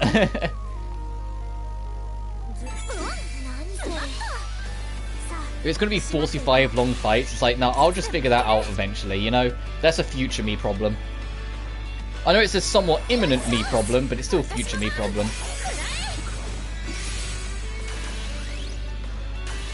And if we're about to go do the DLC soon, because we are like rapidly approaching chapter 10, what I'm going to do, I'm going to do Riser first, then the beach dungeon. Because, you know, once we do the beach dungeon, we can just stay there and do the gauntlet then, instead of leaving then coming back. Or keeping people waiting who want to see the Riser dungeon. So we'll do Riser first, then do the beach. But for both the Riser dungeon and the beach dungeon, I kind of want to put the characters in an alternate costume. But the beach one will be obvious, because, you know, there's a costume that's kind of designed with the intention of you using it for the beach. And so just like on the first playthrough, I will wear that. So it's just the Riser one where I decide to go with that. It's like, because my biggest thing, and I know it sounds a bit like, you know, against the nature of the game, but I really wish there were more alternate costumes that looked cool instead of sexy. You know? Like I wish like they had more alternate costumes that when you look at it you go, damn, she looks cool, oh damn, she looks great. Sort of like the magician costumes that Yuzu and Lime got in the first game. When you look at them you're like, wow, they look amazing. It's just, you have to see them all the time in the overworld, and it's like, I wish you could only see them in combat or something. Whilst in this game you always see it regardless wherever you go, because of the nature of what they changed in the gameplay. And the only little costumes that are kind of cool are like the alternates, like the alternate colours, because it's still just them, but just an alternate colour. Everything else is still either bikini-ified or, you know, the beachy theme is like the only one that kind of gets a pass, because that one doesn't seem like it's there as much for sex appeal. It's more there for, you know, to give the beachy vibe. Like, you're not going to be super layered up going to the beach, are you? You're going to try and dress light. Like 4. Is there not one more I can find here without having to reset?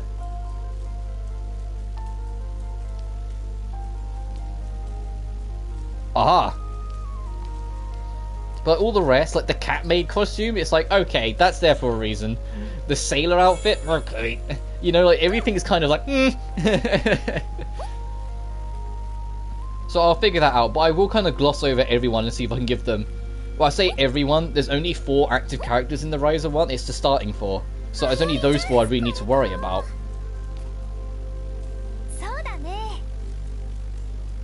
Can't interpret that. But like, the other 4, I'll definitely give them something different. And then like when it gets to the beach one, so I'll just put everyone in the beachwear. So that's, you know, the point, they expect you to be like that before you do it.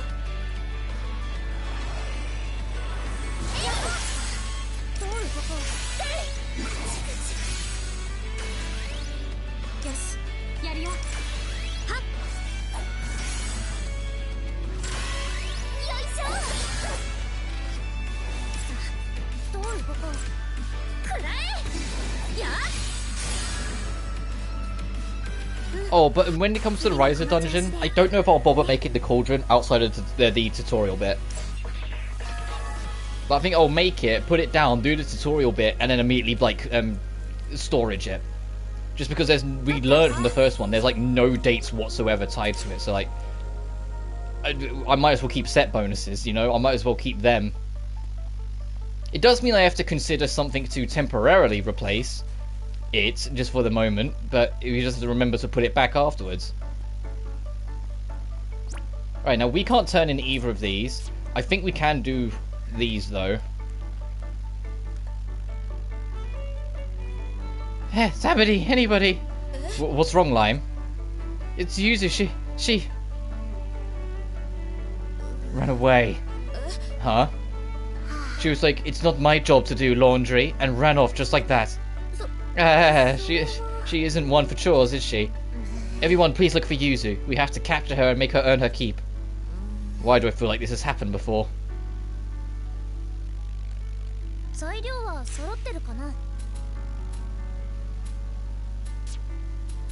Right, so we've given up some sets already, right? Yeah, ether recovery, item drop rate, ailment, and experience, because we don't need it. So it's like, what other sets are we prepared to risk sacrificing to build this stuff?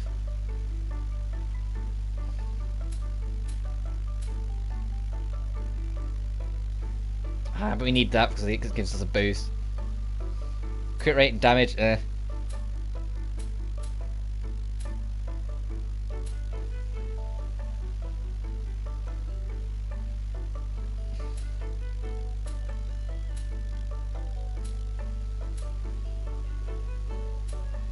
Because having all 4 stands, like, that means nothing to me. Like, because we don't use the trade anyway, so, like... It's the all-blue stand in here.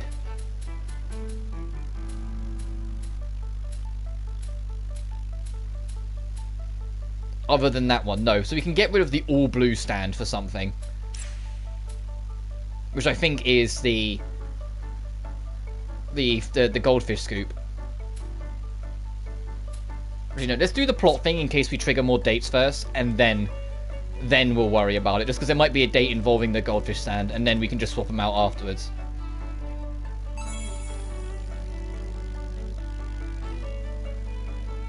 Let's do this first.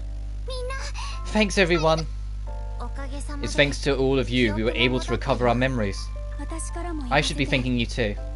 All's well that ends well. Now that we've gotten our memories back and learned more about our situation, let's go over things one more time. We have faced 2 major crises up until now. The first was when Hina fought the Sephira. The Sephira tried to merge all humans into one being. We were able to stop it thanks to Hina's help. But the second crisis occurred after reflecting the Sephira. Without an overseer, glitches began to occur in our world.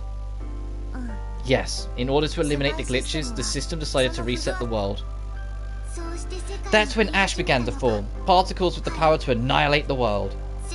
The ash that accumulated in the world saved its power and released it all at once. And so the world began heading towards destruction. We looked for a solution and found nothing. That's why Yuzu and I used everyone's power to create Oasis. I thought I could stop the glitches by becoming the overseer of this little world. But that was naive. Even now I'm barely able to hold it all together. Then there's no point in going back to the outside world. Our only option is to find a way to escape the resetting of the world and continue living in Oasis, correct? I've said it before, but this world can't be sustained forever either. There must be a way. We can't bring the world back. Can't we bring the world back somehow? Could we rewind time? It's true, the world was rewound once. Hina and Mio were there when it happened. But that was also one of the world's glitches. Us humans can't simply push a button to make it happen again. It seems we have 2 problems to solve. First, we need to figure out how to stop the reset. If we can't do that, nothing else matters. Second, finding a way to restore the world to how it was, if there is a way. Both of them require solutions beyond human knowledge. It won't be easy. But as long as we're alive, we have hope. You're right. No matter what's happened, we can keep fighting. Let's take some time to gather our thoughts. Al, Uta, you two together going, that's really cute, but wait. There's something else I want to talk with you two about. Can we meet on the rooftop? Us? Okay. Yeah, it's that you're both anomalies for different reasons. Hinako has felt insecure for a long time. Yuzu and Lime are the only ones who can help her. But this isn't the end. I should at least talk with Yuzu and Lime.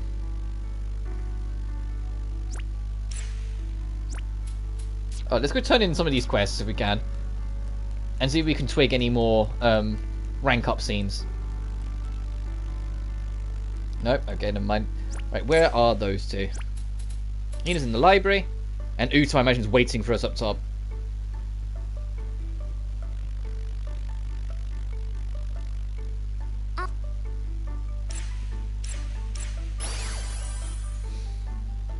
Good going, Al. Yeah, same to you, but man, I am so tired. I'm pretty spent myself. I'm glad you were with me. I'm glad I could be of help. As thanks, I will grant you one wish. Really? Then can you teach me ballet? Of course. Let's head over to the gymnasium. Right now? Why don't we rest first? I'm sure you're tired after all that fighting. Appreciate you worrying about me, but I'm fine. I promise, let's go. Yeah, ballet dancers are no joke.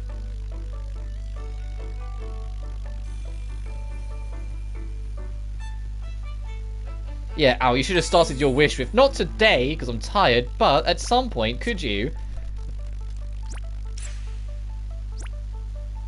Oh, Hina left with me, apparently. And Uta's at the front gate. Yeah, this stand. This stand is the one I'll get rid of, because the only thing it ties to is getting more loot.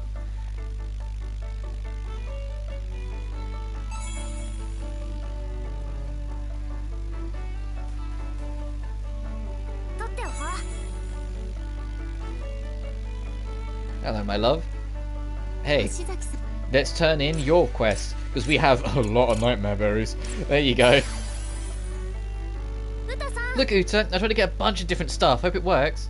Thank you very much. This should be plenty. What are you planning to make? First, I will analyze the makeup of the ingredients, and record any changes I see through heating and cooling them. Then, I will determine the most optimal method of preparation depending on each ingredient. That sounds more like a chemistry experiment than cooking.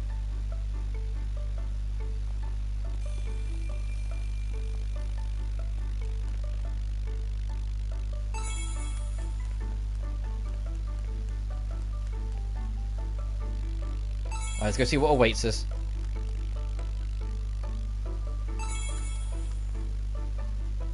Oh, those two are already up there. I'd like to talk with you first, Al. Would you mind? No problem. Yuzu and I watched over the Common. The Common was the place where all human feelings were gathered. You could call it a register of all of humanity. A register? Yes, the Common contained information on the fragments of the people who have lived, past and present. However, there was no mention of a person named Ao Hoshizaki there. There wasn't? What does that mean? Exactly what I said. No human with the name Ao Hoshizaki has ever existed in our world. Does that make me... I don't know. And it's the fact that I don't know that is important here. It is? What do you mean? The existence of both you and Uta are a mystery to us. Me as well? A mystery? That reminds me. Even if it's about the location of your little old mum.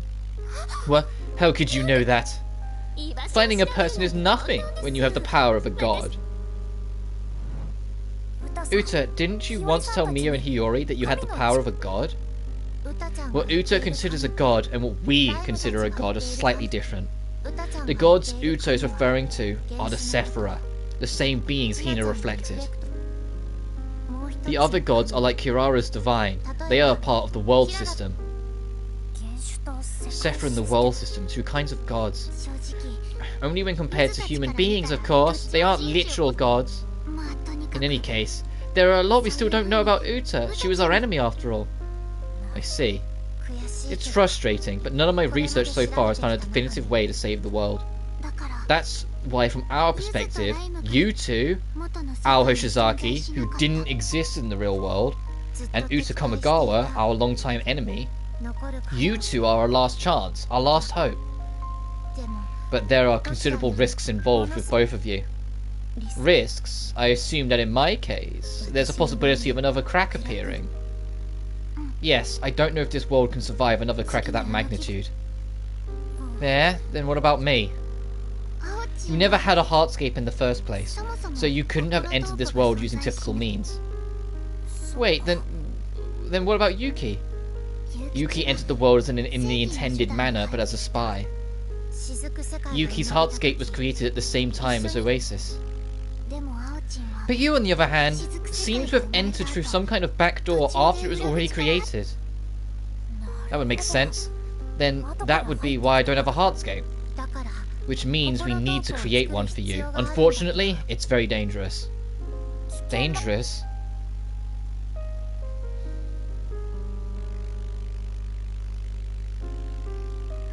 We have to temporarily extract a fragment. Then we have to link it with Oasis, which will create the heartscape. However, if we extract your fragment, your heart will be lost. You're saying...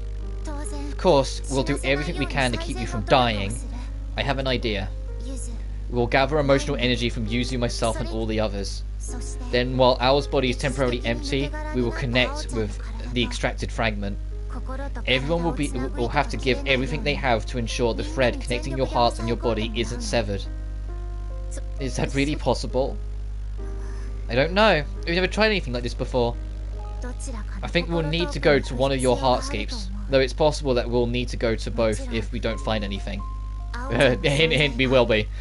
We can't dismiss the possibility that Ao is a trap set by the world system, just like Yuki. Likewise, we may be wiped out completely if we visit Uta's Heartscape. Still, we're out of options. Even if it's dangerous, even if it's a trap, there's no other way. It's very important which one we try first. Like I said, both carry considerable risks. Risks? Isn't the answer obvious? What do you mean, Al? If we go with Uta, there's a chance everyone will die. But with me, I'm the only one who's in real danger, right? Then we have to choose me. It's not that simple. We can't just let you sacrifice yourself like... I made up my mind as soon as there was a chance. Ow. It could be a trap, but you'll still take a risk on me, won't you? I believe in you two. Are you with me, Uta? Yes, but... Are you really okay with this, Al? Yeah, as long as there's still hope, I want to believe. Let's do it. Okay, then let's open up Al's Heartscape. We'll definitely won't let you down. Yeah. And then Uta doesn't like it because it's Al putting herself in harm's way severely. She didn't get a say in the matter, really. She didn't get to put herself at risk. And now's the point where we explain to everyone else the insane fucking risk you're doing. Are you serious? And you agreed, Hoshizaki? I figured that if I asked you all about it, you'd try and talk me out of it. Sorry to have kept you out of the loop. You can do it. Right, Yuzu? You just have to trust us. Ow! As a reflector, there's something I think you need to know. I've seen many people who've had their emotions extracted. I know all too well the effects it can have.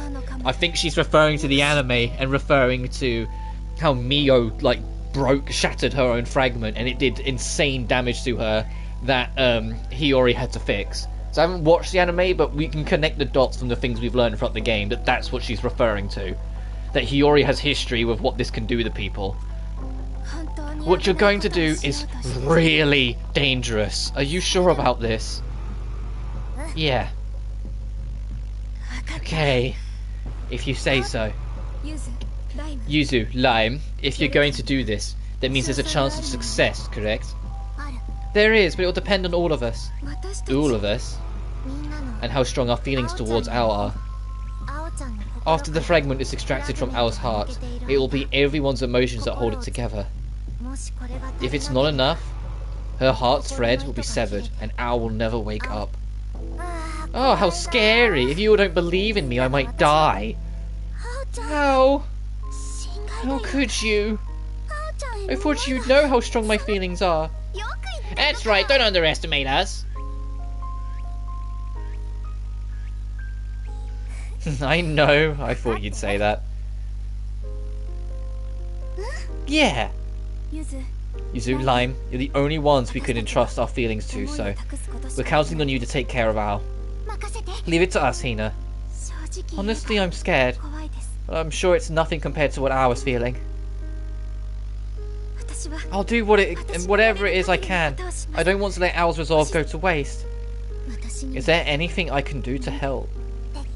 Yes, we have no reason not to trust you. Thank you, Kirara. We're determined to make this work. Let's make our way to our Heartscape. I love this fucking shot of the twins. You don't get to see these two be dramatic that much, but this is such a great like dun dun dun shot. And then chapter 10, refrain. We're at the pinnacle. Shit's about to get serious.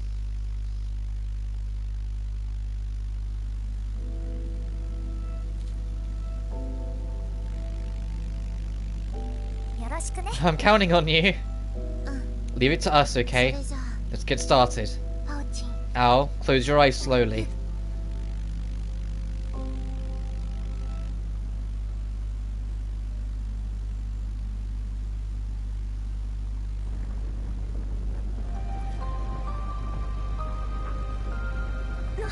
What is... Don't panic, everyone. Think of your memories with Ao. Anything is okay. Try to remember the good times you had together. The good times.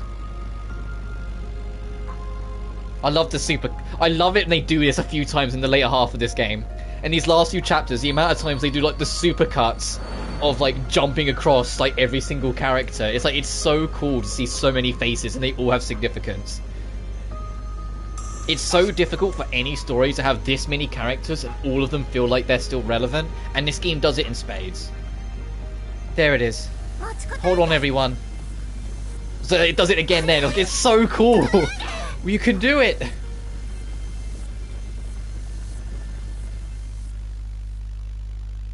It's warm. Everyone's emotions. I can feel them.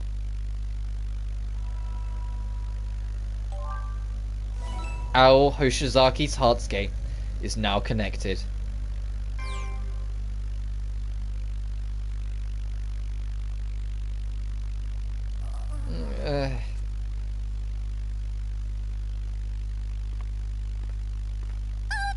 Ow!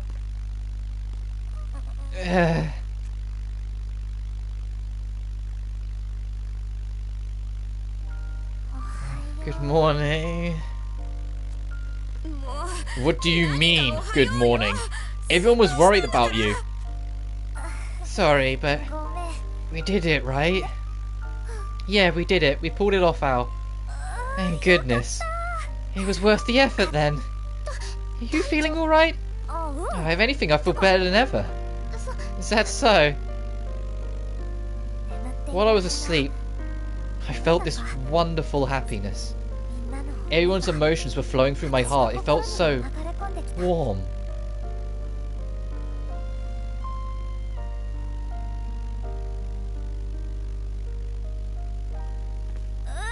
I slept a lot. I've got a lot of energy from everyone. What are we waiting for? Let's go check out my heartscape. You're going already? Yeah? I'm super curious. Like, where did I come from and who am I? If you feel up to it, Aoi, I'm okay with it. Alright, let's get ready. I wonder what awaits us in my heartscape. Well, we're not going to find out for a while. We've got a lot of shit to do. Because we're now in chapter 10, so the DLC is open. But firstly, thank you. Thank you. Don't mind if I do. Oh fuck, I need to think of enough slots.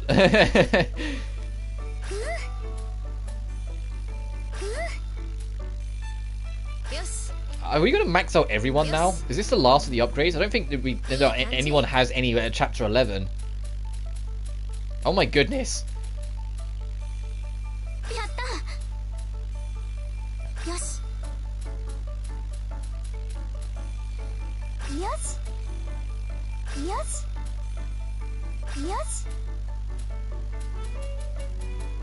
Aha, hang on, there's still a shit ton over here. Crafting ability, sense of instability too. So we'll get that when we get to other stuff, I think. Sense of instability. But we have... Oh my god. Also cooking free. How's the cooking coming along, Uta? Shio told me you've been trying out a lot of different things. I am. No, they taught me the basics. I'm able to help with them as well. I can make almost anything that they usually make. Ah, that's great progress, Uta. Though I am just a helper, someday I'd like to present a meal that I thought of myself. But I just seem to be unable to think of things to make like Shio and Mio. Well, they have tons of experience cooking, so I'll need years of practice first. That's disappointing. Oh, I know. I have an idea for something I want you to make. Would that work? Of course. Alright. It's called a Hades lunch, and it's like the best healing item in the game. I understand. Let's give it a shot. Okay, there we got this. Oh god, this is the stun gun. Ow, truth is, there's something I want you to get for me. Is it a creative project or another prank? What is it you need? Well, I would like for you to procure for me a stun gun.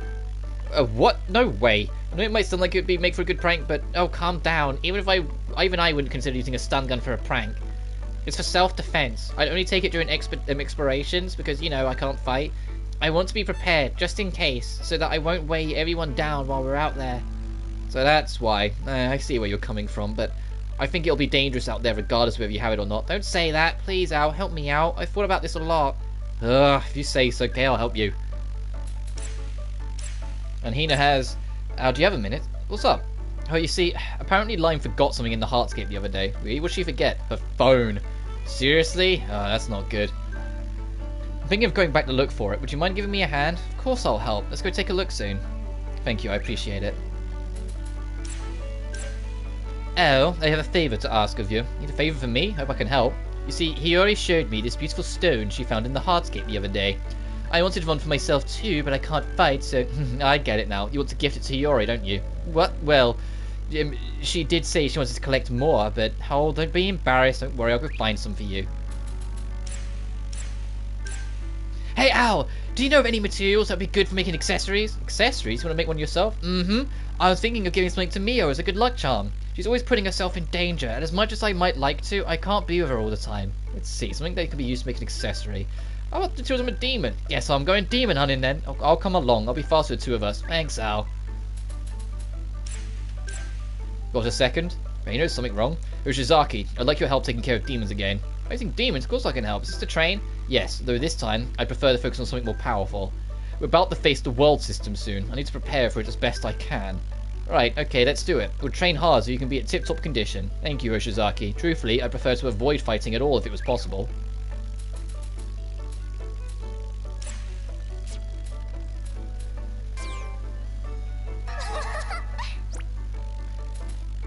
Crystal, we need to take Bear, we need to take Gota. That's the stealth mission. Hades lunch with Uta, stun gun with Yuki. We're probably going to get. Oh, we got this to do as well. So we're probably going to get rank up scenes up the wazoo. Now we're another chapter along. Like somebody see more rank 10s and whatnot. Hello, Reina. Hoshizaki, do you have a moment? I was hoping to get your advice on something. You want my advice? This is rare. What's up? I've been afraid of something lately. You know, sometimes being too honest with someone could hurt both them and yourself. I've made that mistake before. I'm not sure how to be open with Yuki. I believe we both understand each other very well, but still, I'm not sure if she'll appreciate me being so blunt with her. More than anything though, I hate that this fear has made me so indecisive and weak.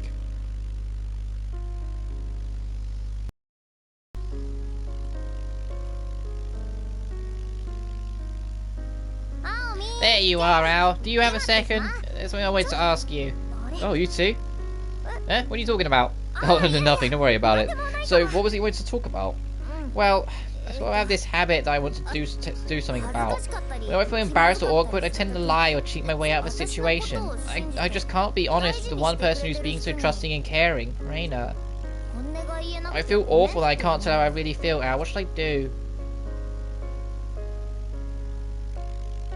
Weird. The couple start to become the same person over time. They're both having similar problems with each other. It's kind of wholesome. They're so serious about each other. I have to help them make it work. I can't remember who I gave advice to last time. At all. I want to say I gave Yuki advice, because she needs it more, but I'll give Reina advice. Sorry to keep you racing, Reina. No, I'm glad you took the time you needed to really think about this. Thank you, Hoshizaki. So I was thinking, why don't you charge in head first like you always do? Charge in head first. Oh, that's the wrong voice. That's deeper than that. Yeah, I know you're worried because Yuki tends to hide her true feelings, but if you keep your thoughts from her as well, you two would never talk heart to heart. This is Yuki we're talking about. You charged through a long series of ups and downs to be with Yuki, so if you want to get through to her, you have to strike. Charging in and striking? That doesn't really sound very romantic. But you may be right, Hoshizaki. I shouldn't waste my precious time being afraid. Don't worry, I'm sure it will work out, so...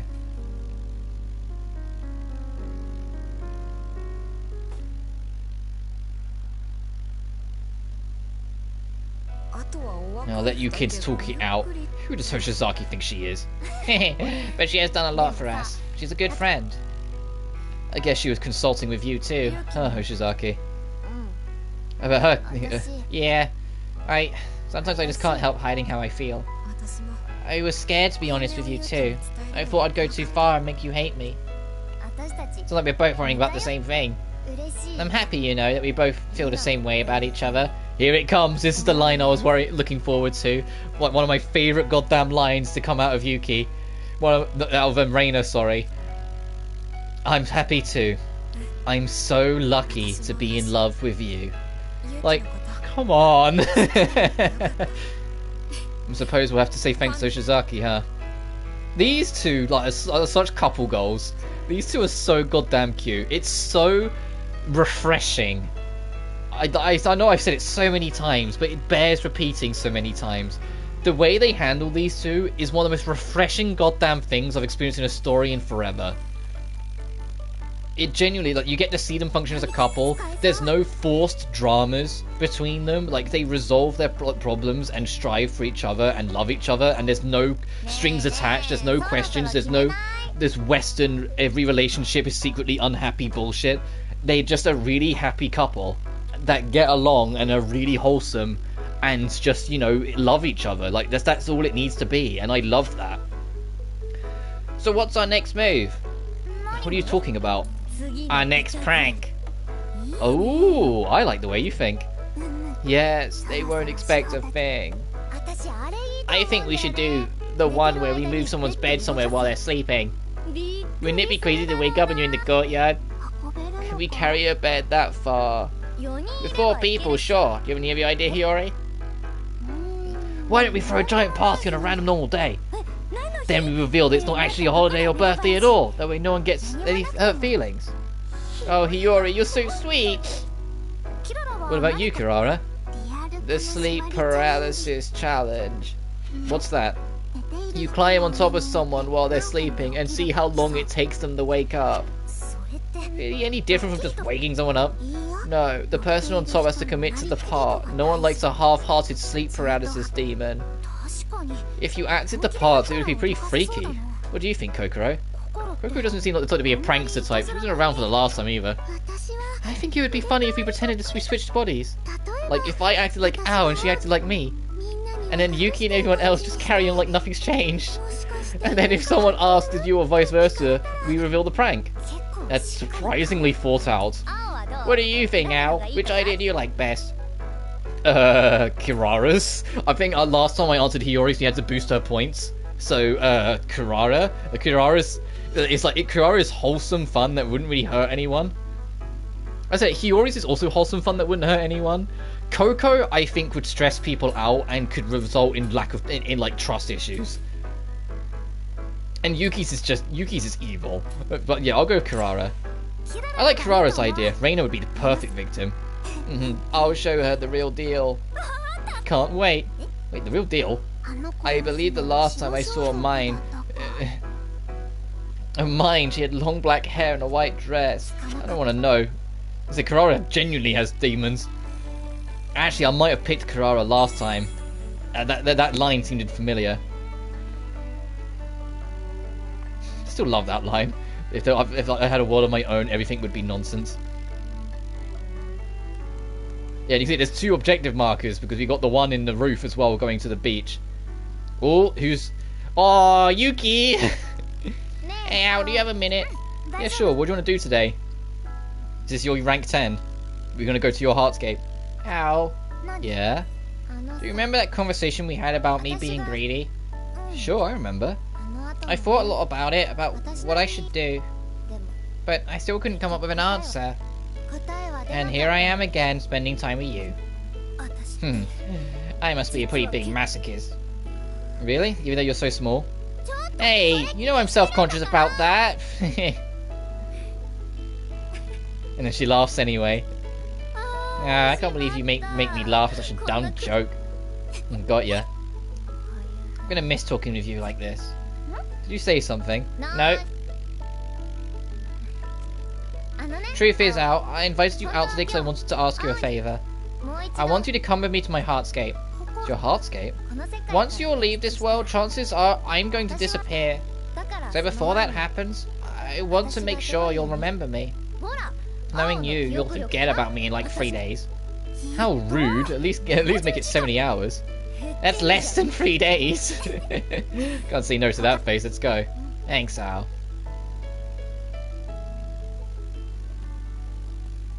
So that's the beach dungeon, because it's like you see. Oh, you can see it lines up. Let's head over there.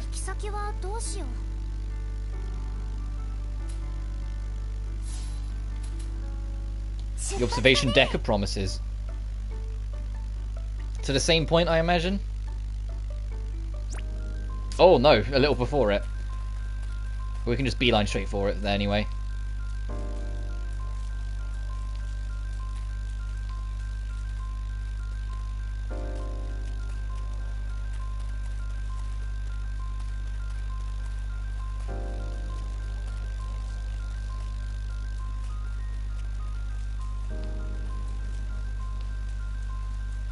There it is. Alright, let's see what this rank 10 is going to be for Yuki.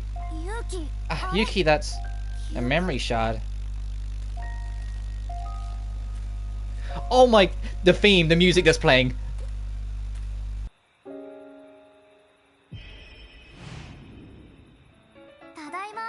And there it goes. I'll say it was playing... Oh, it was playing Kokoro's Heartscape theme for a second there. It's a trip down memory lane. We're home. Finally, I've been waiting forever. This is right at the very start of the game. Aww. Oh, quit complaining. We've brought lots of ingredients. Hey, tonight we feast! This memory. It's from after I came to Oasis. Oh, I know. Let's make our own secret hideout. Huh? We can build things all over the school and make it into our own little theme park. We got nothing but time, right? Let's form an extreme school makeover planning committee. But that's a little... That sounds awesome. Let's do it.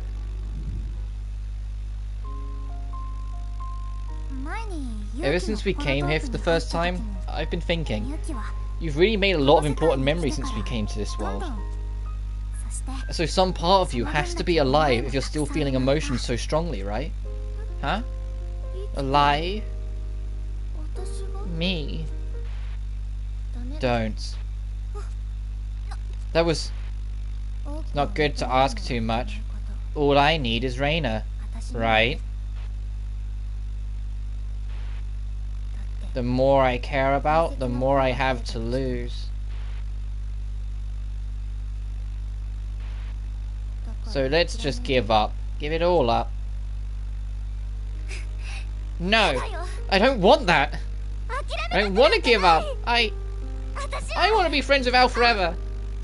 I want to stay with everyone! I don't want to lose the people who are most important to me! Yuki... See? Told you I was getting greedy. It hurts. It hurts so much. Why did this have to happen to me?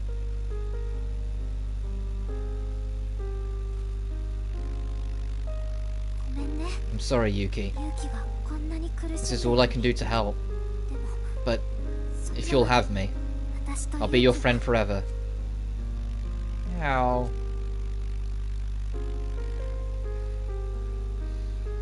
Damn, Al being extremely mature here. Well, if my friend Al says so, I think I can believe her. That's super mature of Al for a moment there. To just kind of take her hand and just be like, if you'll let me, I will be here for you. Like, to just be that kind of, like, straight with it. She usually would make Trump some kind of joke, or, oh, I don't really know what to do, kind of attitude. But no, that was, like, deadpan. She's like, no, you need to hear this, kind of thing. Like, that was really grown up of her. But, like, kudos. I'm alive in this world. I don't have to pretend otherwise. I'm going to be greedy, and I'm going to enjoy myself as much as I can. I may not get everything I want. I may even lose some things or friends. But that's okay. I'm not giving up. I mean, I'm alive. In this world, I'm alive.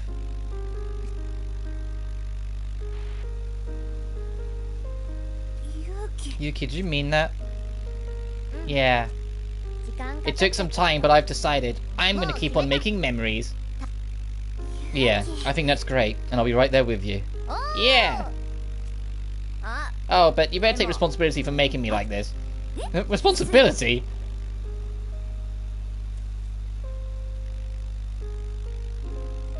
I have a lot of things I want to try. Ooh, first we should make a band. I'm actually a pretty big music fan. Oh, also... She looks happy.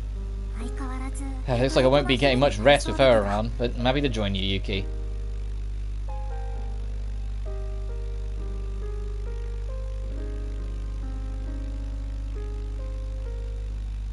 Because I liked that one not just for Yuki, but how Al acted. Like, Al put like the goofy, klutzy leader facade down for 1 minute and was like, no, you need support. Let me support you. You know, like she was prepared to be like the sensible one, sort of thing. And you don't really see that of her. There's rarely a point where she kind of, you know, has that kind of fear factor or that kind of reaction.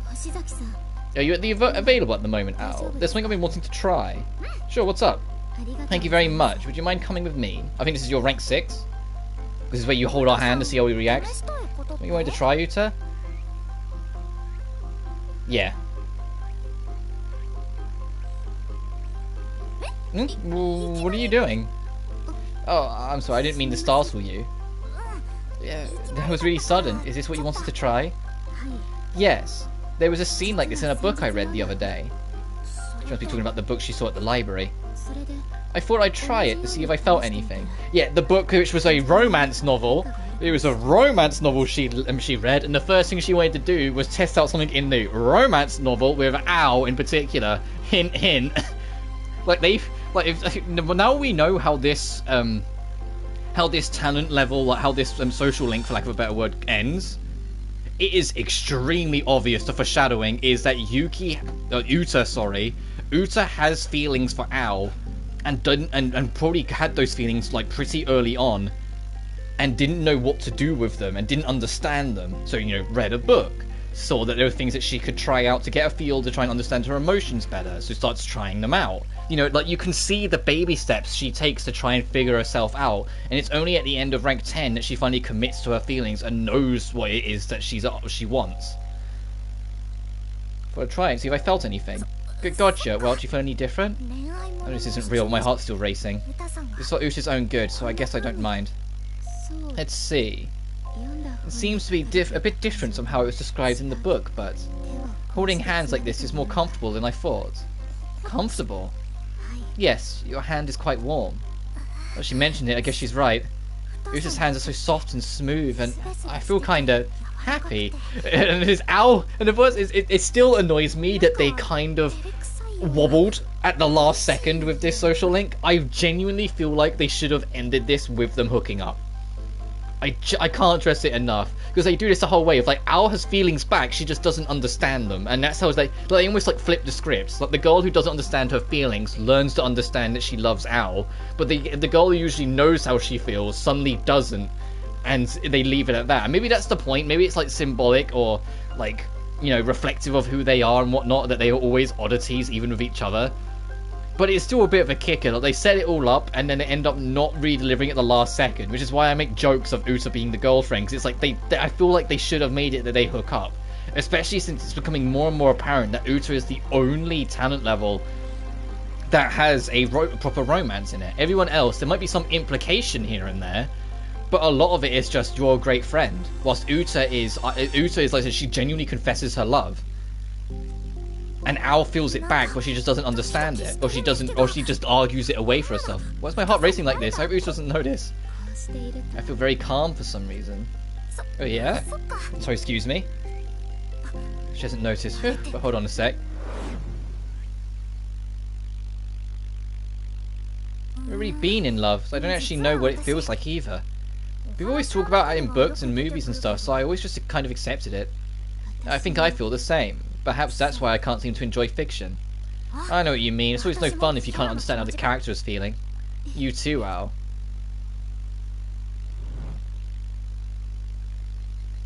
Uta seems really happy that I felt the same as her then. Maybe if I can convey how I'm feeling to her, she'll be able to feel that again. Hold on, if we both feel what I'm feeling right now, then what does that mean? That you're in love? So, Uta, have you discovered anything? Not particularly. However, I very much enjoyed the look on your face when I held your hand. I'd love to do this again soon. Now, if you'll excuse me. That was a close one. Still, seems like Uta has started smiling a lot more. Alright, let's break open Uta's talents and let's just do all this and actually give us sense of instability. 3, yep. Alright, Owl's support skill kicks in. Oh, this only matters for like the support extra, so this only matters for Reina, really. Boosts the chance of it linking. And now all that's left is what we'll do at the other end of this chapter, which is going to be a while away, because we're at the DLCs now.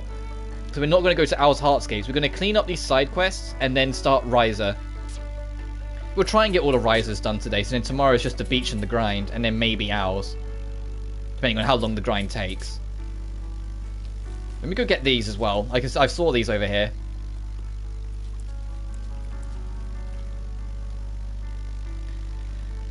What will you wish for? That's a tough one. What about you? To be healthy? Oh, I have enough food to fill my belly. Such honest wishes. Nothing wrong with that, right? Why don't you try writing down your honest desires too? My honest desires?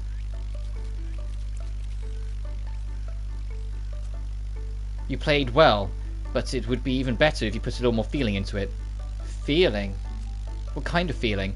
Well, the song is about someone who missed their family. Why don't you try to express your gratitude you feel for your parents? Gratitude? I don't quite understand. Oh, okay, so that's definitely Uta, but I'll do what I can.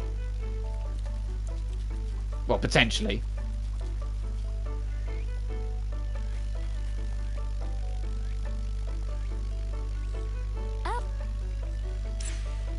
Oh right, yeah, we got to dump some crystals on you. There you go. Mio, I found some of these stones for you. I hope you'll find some you like. You brought so many. Oh, this must have taken you a very long time. I just didn't know what kind you'd like, so I got a whole bunch. So, which one are you going to give to Hiyori? Let me see. I was thinking of turning it into a strap for her cell phone. What colour would suit her best? No, it's like me having a hard time deciding. We have so many different colours. Why not tie them together? I bet Hiyori would like that. Oh, it's a wonderful idea. I think I might just do that. I'm sure she'll love it. Good luck. Just a second, Owl. I know you are the one who collected these in the first place, but I'd like you to have this. Oh, it's my favourite colour. Are you sure it's okay for me to have this? I thought the colour suited you perfectly. Thank you for all your help, Owl. Thank you. Thank you too. Good luck making the strap.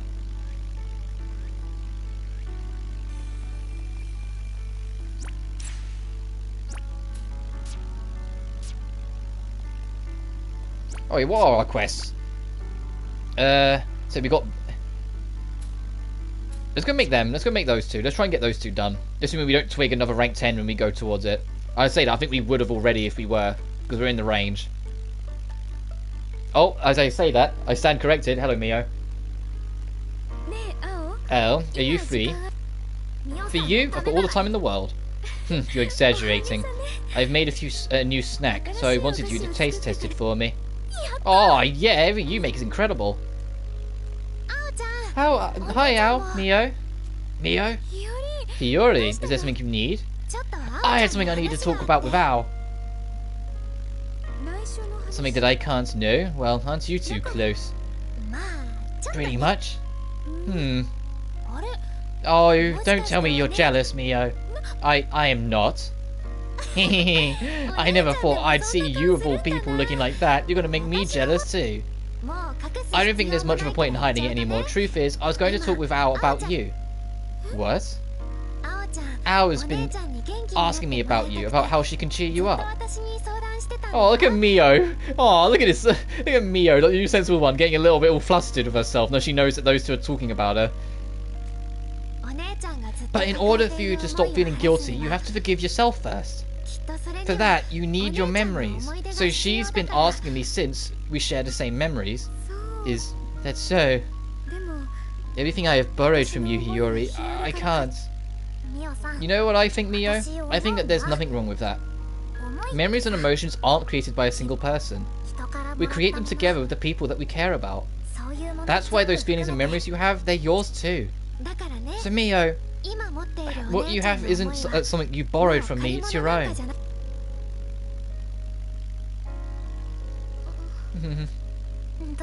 I'm sure words by themselves don't mean much. Which means we should take a trip to our hardscape. I want you to see Hiyori's memory of when she found you. And I want you to remember who you really are. Who I really am. Oh, I want to see how this one... No, let's go make this first, but I want to see where this one's going. We're not going to get to. But Kirara! Ow, I'd like your advice on something. No problem, let's go find somewhere quiet. Yeah, the roof would be nice. You don't usually ask for advice. Something happen? I find myself continuing to have trouble communicating with everyone. Have you tried a lot since we last talked? I believe I've become able to speak with them a bit more, but I'm still far from being considered a friend. You want to be friends with everyone? If I could. Shijou said that in order to live in this world, we all must support each other. I believe she is correct, but as things are, I cannot support the others. You think so? I feel like everyone gets along with others and becomes friends in different ways. Hey, we saw a friend of yours when we went to your Heartscape, didn't we? Yuka? Yeah, her. How did you get to be friends with her? How did I become friends? I don't remember. I remember she was teased often. We just happened to meet. Then what? I think I may have relied on the divine then too. If that's true, then let's go see if we can't find out in your Heartscape. You may still have memories in there. You might see something that would help you remember. I agree, let's go.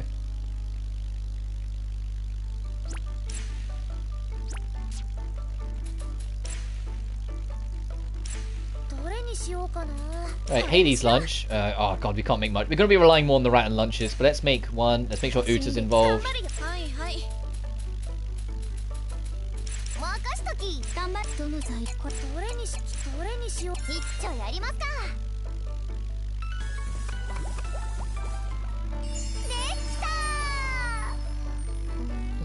Is this about what you were imagining?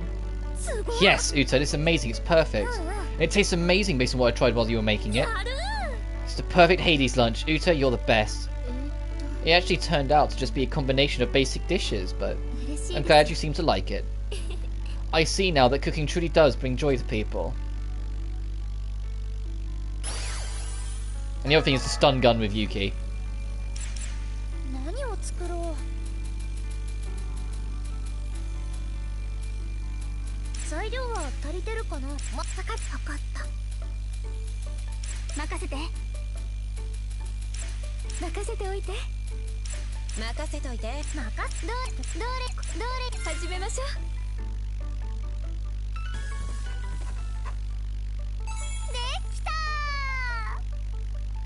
Does it work, Yuki? Thank you, Al. Now I'll be able to defend myself while we're in the Heartscape. Stop right there. I can't believe you two. So this is what you were secretly making? Reina! Hey, that's mine. Give it back. Why do I have to protect myself? I will not. You should not even be in a situation where you are close enough to use it on a demon. If you ever find yourself in a place like that, think only of escaping. You have to leave the fighting to us. But I know I helped you make it and all, but I think Reina's right about this, Yuki. Of course I am. No matter what happens, we will protect you, so promise me that you will run. Reina, okay, I understand. I won't use the stun gun. You'll protect me.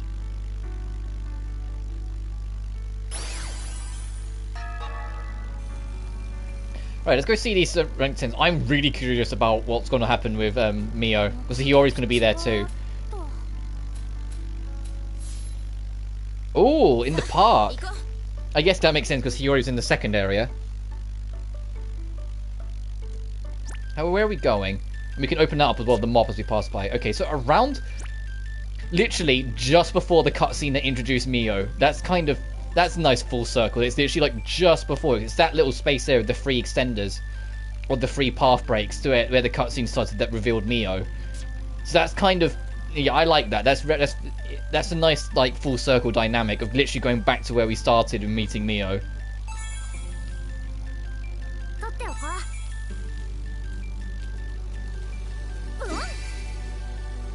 And we get to listen to this quirky dungeon theme again.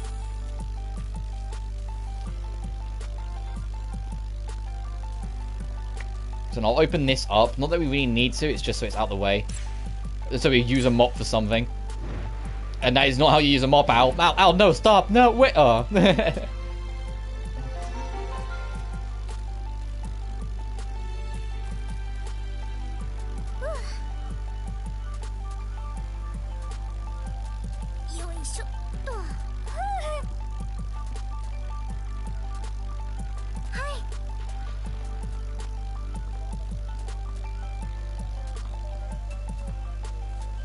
Alright, let's see what we get. That's it, Mio. Touch it.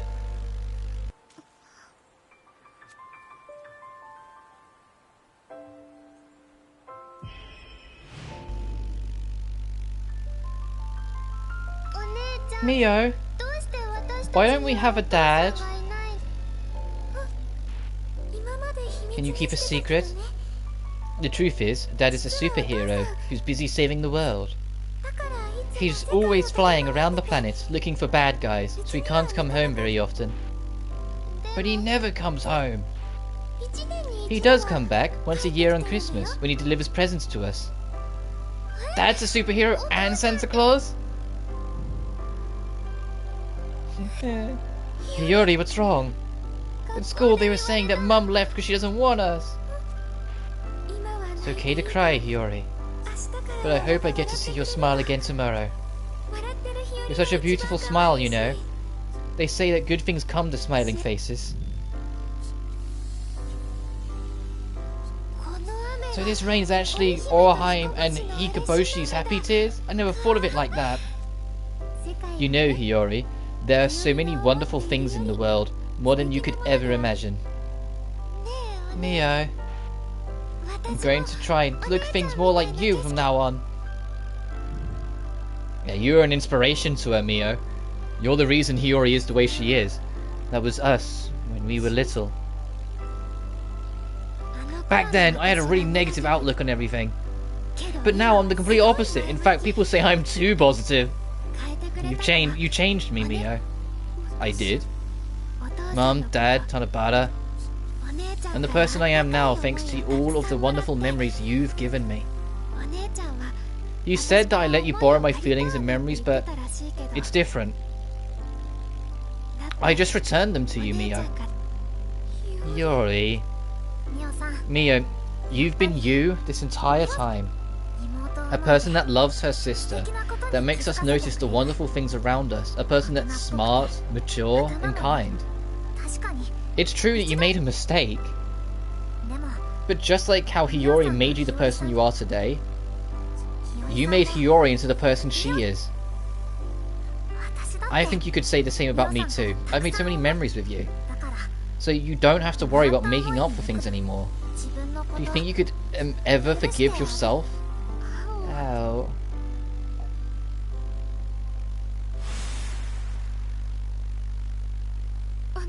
Yeah. Are you the me from my memories, or the me from Hiyori's memories?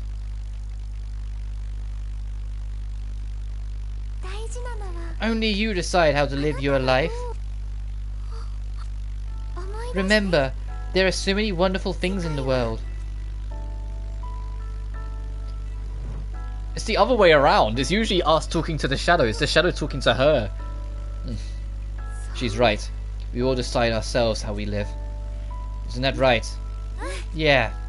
I was wrong. Nothing will come from me feeling sorry for myself. I've been terrified that I might fail again, so I've stopped in my tracks for so long. What I truly needed was to accept who I am now. I'm alright now. Thank you, both of you.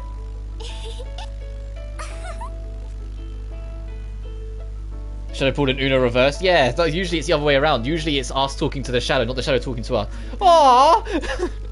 Aww, we're appreciated. I should thank you for everything you've done for me. I'll find a way to repay you. Aww, this is... There you go, talking like that again. You're right. It reminds me, I've been meaning to tell you about something. So that Mio started talking about with us all about blah blah blah blah. Started talking with us about wonderful things. Once she started, couldn't stop listening. The way she thought about the world opened up ways of thinking I'd never even thought of before. But what shined most brightly was the way she smiled.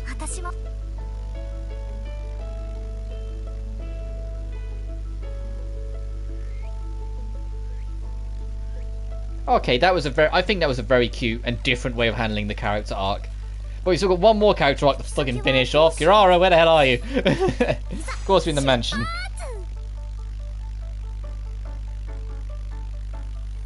And of course right at the very end. Okay.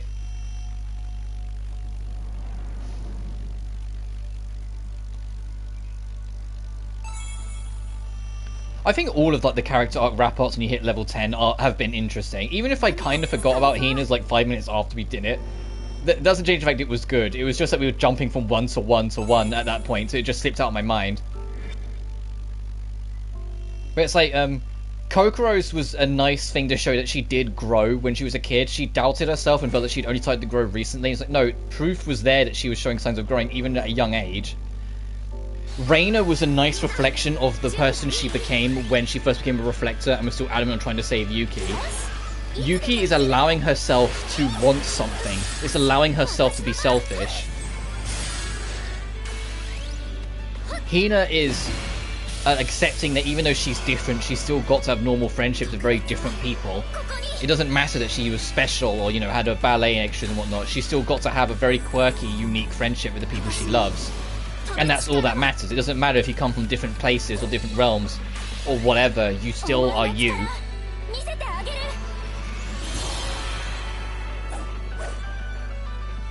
You know, Hiyori's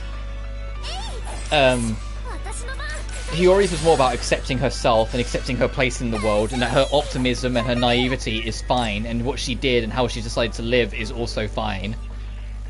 Mio's is about accepting, you know, the mistakes of the past and learning to forgive herself, which is something that a lot of people struggle with.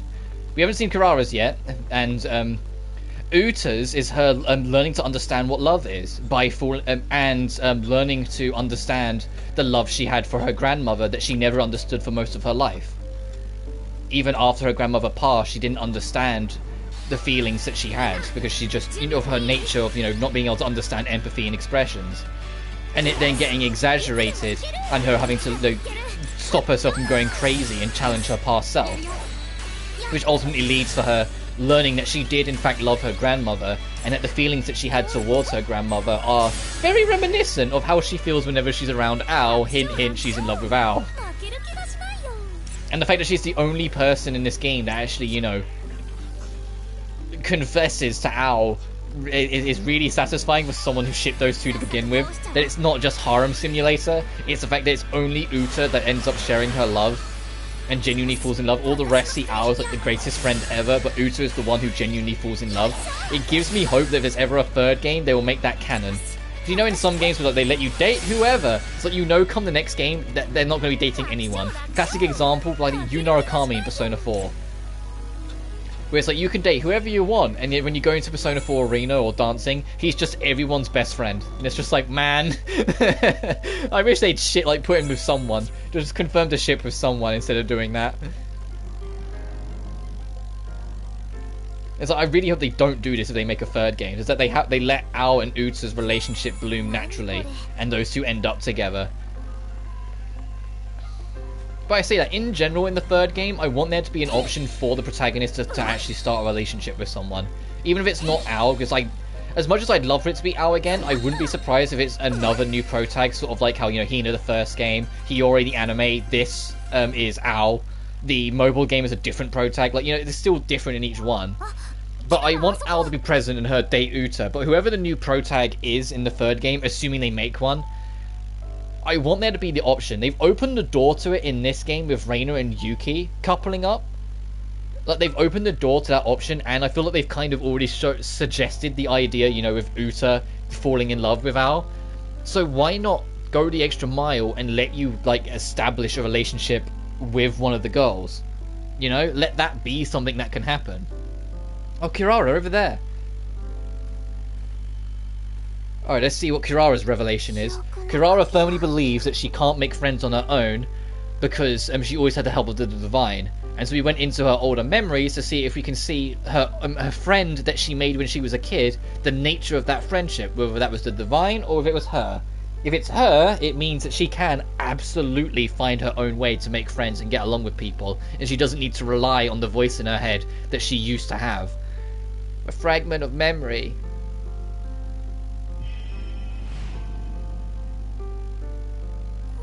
You can hear a voice? Yes, but when I said that, everyone became afraid of me. That's why I'm alone.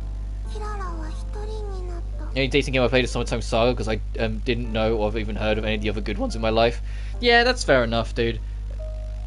So this game isn't a dating sim at all. Like, you can get closer to the characters, like I said, all of the characters, when you get to their rank 10, they always do that. You're a really great friend, Al, except Uta, which is why I really hope they lean into that.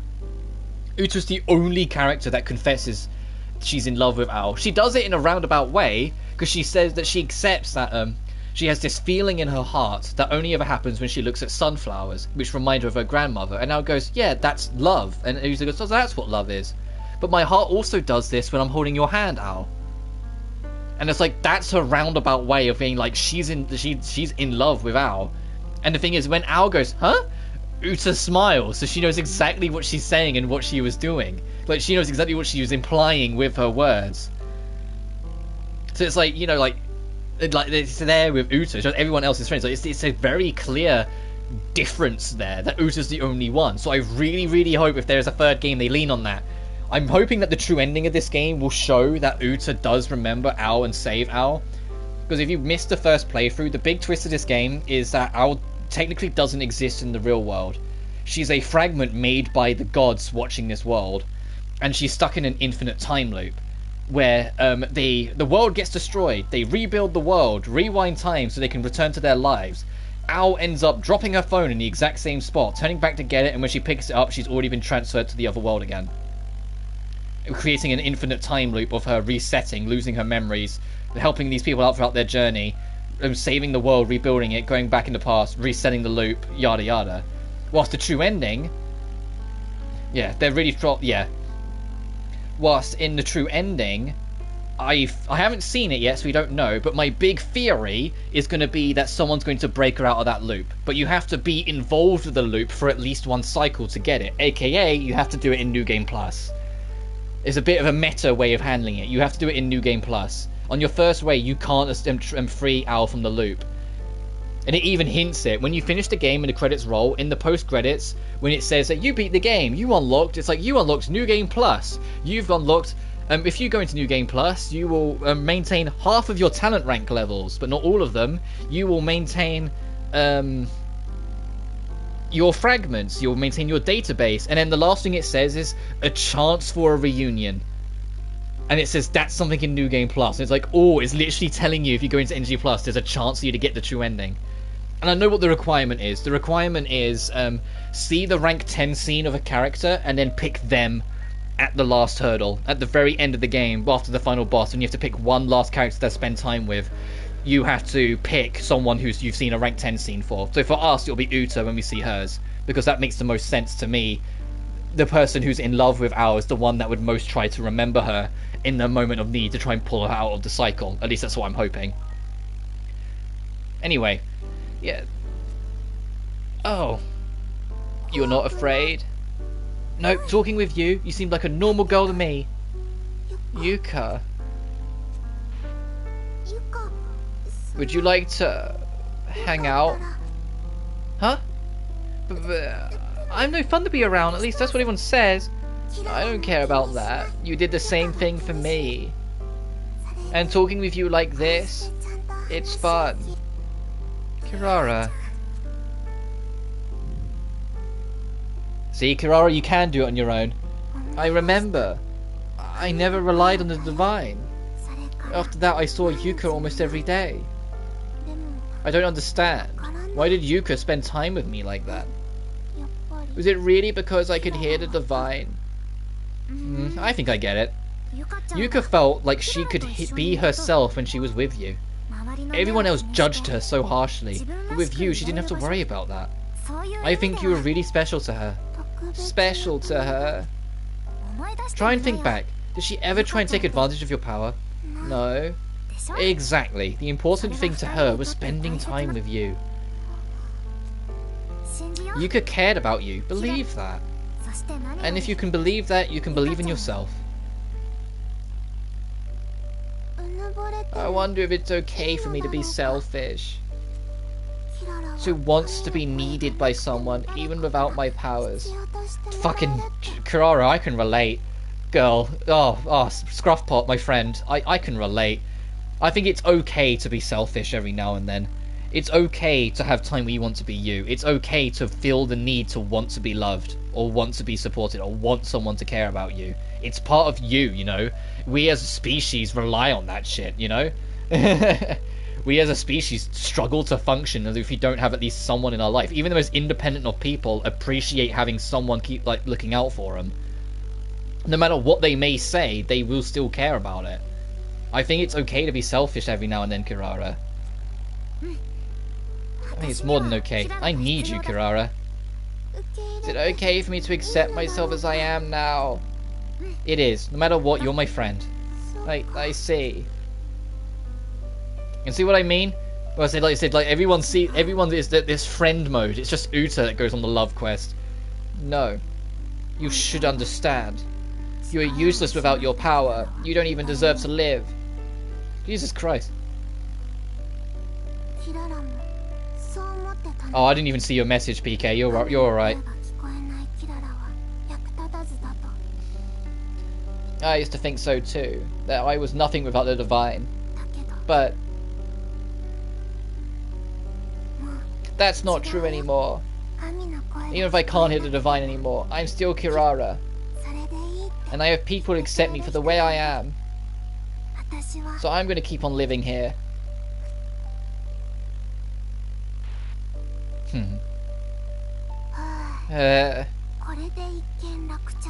Oh, don't worry then. Suppose that settles that. You're talking like normal again. I am sure that I have no idea what you are talking about. Oh yeah, right. You can only hear it if you pay attention to the dialogue, but it's something that they changed in the localization for the text. Kirara talks universally in the third person. She said she doesn't like in the if you listen. Hang on, if I mute my mic, if you listen to the dialogue line, she doesn't say I am sure. She says Kirara is sure.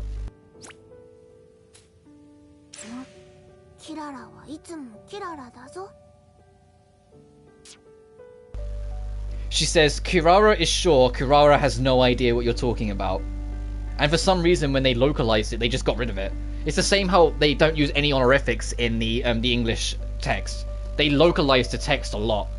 And it's only if you pick up on it, you'll hear that every now and then they'll call, a lot of them call Mio Senpai. A lot of them will say, will use honorifics, and it's just, they didn't put it in the localization.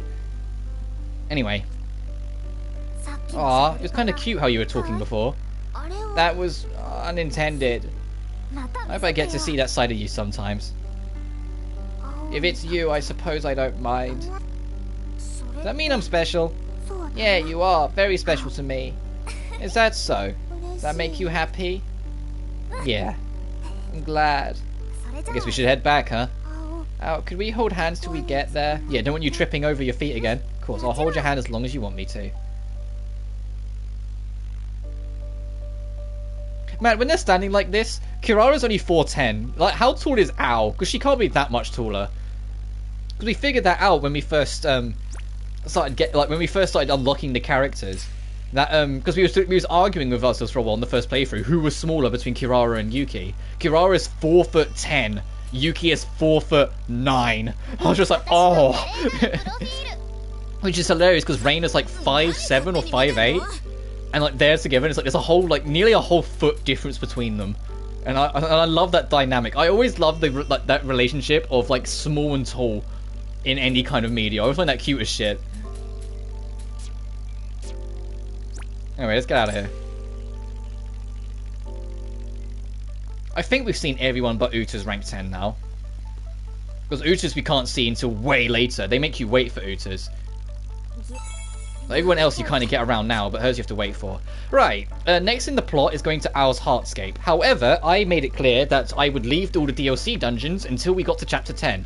We're in Chapter 10 now, so we're going to do some crafting as we can, see what dates we can unlock, and then we're going to dive into the first of the 2 DLC dungeons. We're going to do Riser's crossover dungeon first, and then the beach episode later, because the beach episode has the gauntlet at the end, and the gauntlet, I'd rather that be like a stream ender.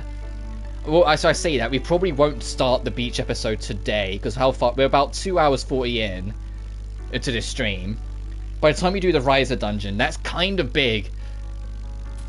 By the time we do the Riser dungeon, it'll probably be a good time to wrap up. So then tomorrow we'll start by doing the beach episode. Oh, this counts as a big. Oh, problem. Hang on, let's back out then. What about the home theater? Does this count as a medium-sized item? Okay, thank goodness, it does count as a medium. Because it was... Where is it? Are we on it? No, this is it, because that's the other thing. We're going to replace this, because the only set bonus it gives we don't care for. There you go, Kirara. Your home theater. Or the outdoor theater. It reminds me when I was a kid. There was a home theater in like the local park that was like an event in the summer, and they put Ghostbusters on the screen. Or the original Ghostbusters. It's a very fond memory of mine. Because it was also the very first time I'd ever seen the original Ghostbusters. I was like, oh god, I must have been like 11 or 12. Because, you know, I'm a complete film idiot. I might know my shit when it comes to video games, but I know absolutely nothing when it comes to TV and film outside of, like, very specific examples. I don't watch TV and film that much. Like, if you started talking about a Marvel film, I'd be like, yeah, sure. Well, I wouldn't have a clue what you're talking about. You know, like, the only Alien theme I've seen is the original. So I had the pleasure to see a movie on is a white cow's stomach. What? What? What do you mean? This basic theatre is now complete. Wow, this is incredible. Thank you, Al. Carol looks so happy. I'm glad it worked so hard on it. Shall we watch a movie now? Wait a second. What? Let's get some drinks and snacks. We want to feel like we're at the movies. Ah, that is an excellent plan. Let us engage snack preparations post-haste. Affirmative. Do you mean like literally? Like, I feel like I'm missing something with your comment there, PK. Okay, Hina wants to go and Kirara wants to. Okay, so let's do those two dates and then we'll cycle. Is there a film projected on a white cow while villagers sat around the... Oh, okay. I think I know what you mean. That's kind of interesting. Wait, where's Hina? They said they're both in the courtyard. Hina? Are you over here? Yes, you are. Yeah, I think I know what you mean. I was literally like on the side of their body being projected onto it, and the cow just stands there. It was a big cow. Yeah, fair enough.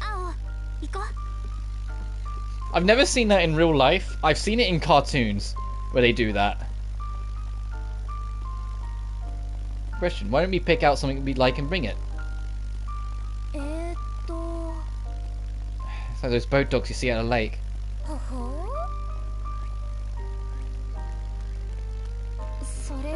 Caught on the current, we won't be able to get... Oh, we already had that dialogue. Let's get up here then. To be fair, that was my first time I watched the original Ghostbusters, for goodness sake. You know, like, that was... The fact that it was 11 before I watched it, and it's like, to give an idea of how much of a film idiot I am, I've only ever watched the first Alien film. I still haven't watched Aliens, despite being told it's one of the greatest films ever made. I have seen most of the Star Wars. Like, I watched the original trilogy. I have seen the prequel trilogy. I watched episode 7, but I didn't bother with 8 and 9. I did watch the Star Wars stories, Rogue One and Solo, and I did actually like them both. I know a lot of people didn't like Solo, but I enjoyed it. And I watched the recently released Obi-Wan on Disney Plus, because I felt like I owed it to my kid self after watching the prequel trilogy to see Ewan McGregor, to see Hayden Christensen again, you know, to see these people perform these roles. And I know a lot of people didn't like it, but I really enjoyed that as well. So maybe I'm just the odd one. Maybe I'm the oddity. But then outside of that, like, I watched Infinity War, but not Endgame. That's like the only Marvel film. I've never watched Game of Thrones. I'm sure they're great. Never watched Breaking Bad. I watched Castlevania, but that's because I love the games, and so of course I was like immediately like down for the anime, because it still has been years since the last Castlevania. The last Castlevania we got was, I think, it was just after PS4 and Xbox One came out, but it was before I got one, so 2014. It was February of 2014 was the last genuine Castlevania release we've ever got. So I was starved. So when there was an anime coming out, and the anime's fucking brilliant for the record, all 4 seasons of it are worth watching, it's on Netflix. I watched that and loved it. The SpongeBob movie, but that's because I'm a huge SpongeBob nerd. I love the first 3 seasons of SpongeBob, so of course I watched that film. And the Sonic films.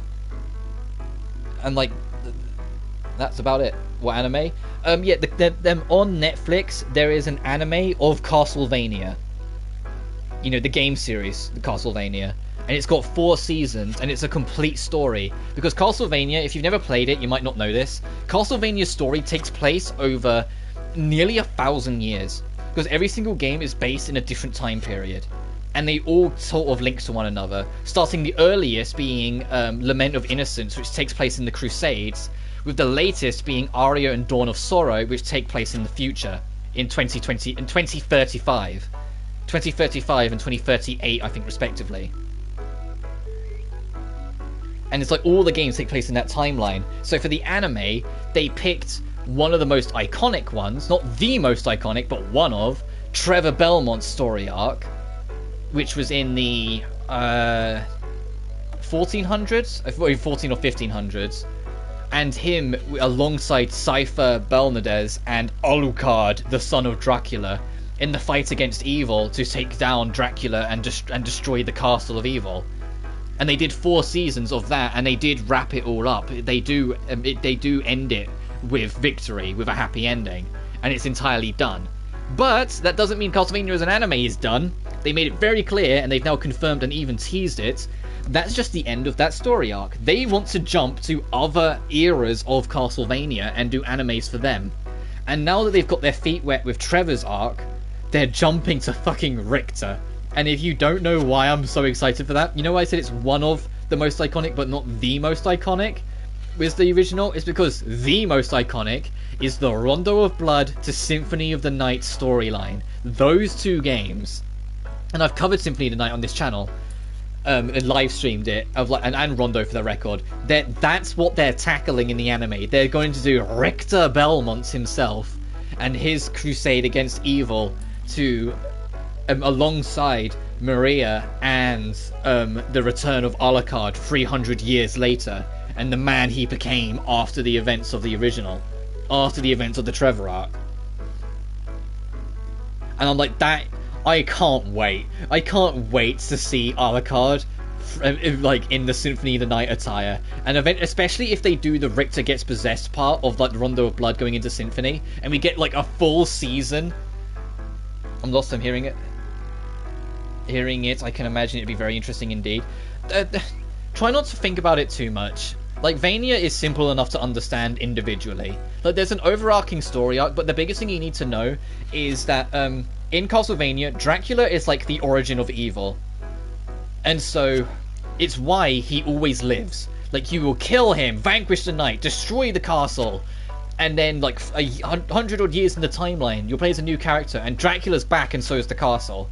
Because he's the ultimate force of evil. As long as there are bad people and sinful beings in the world, he will always come back. He will always be resurrected. He will always be restored.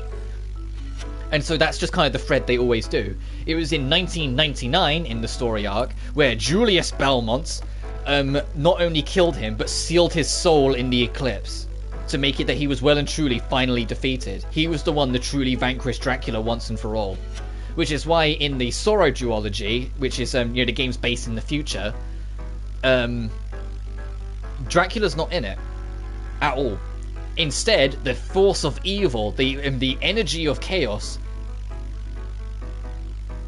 Hotel Transylvania. No, not Hotel Transylvania. That's the very kid-friendly group of films. I'm talking about Castlevania, as in with a V. Castle and then Vania, as in like Transylvania, Castlevania. Not Hotel Transylvania. I've never seen any of those films. I'm talking about the game series, the 35-year-old game series, Castlevania. If you're curious, on Monday I'm starting Castlevania Circle of the Moon. Sorry, I was... Hey, I think we're all set. Wait, we don't have anything to go with the movie. What do you mean? Is my mic coming off weird? Is that what's going on? Let me check.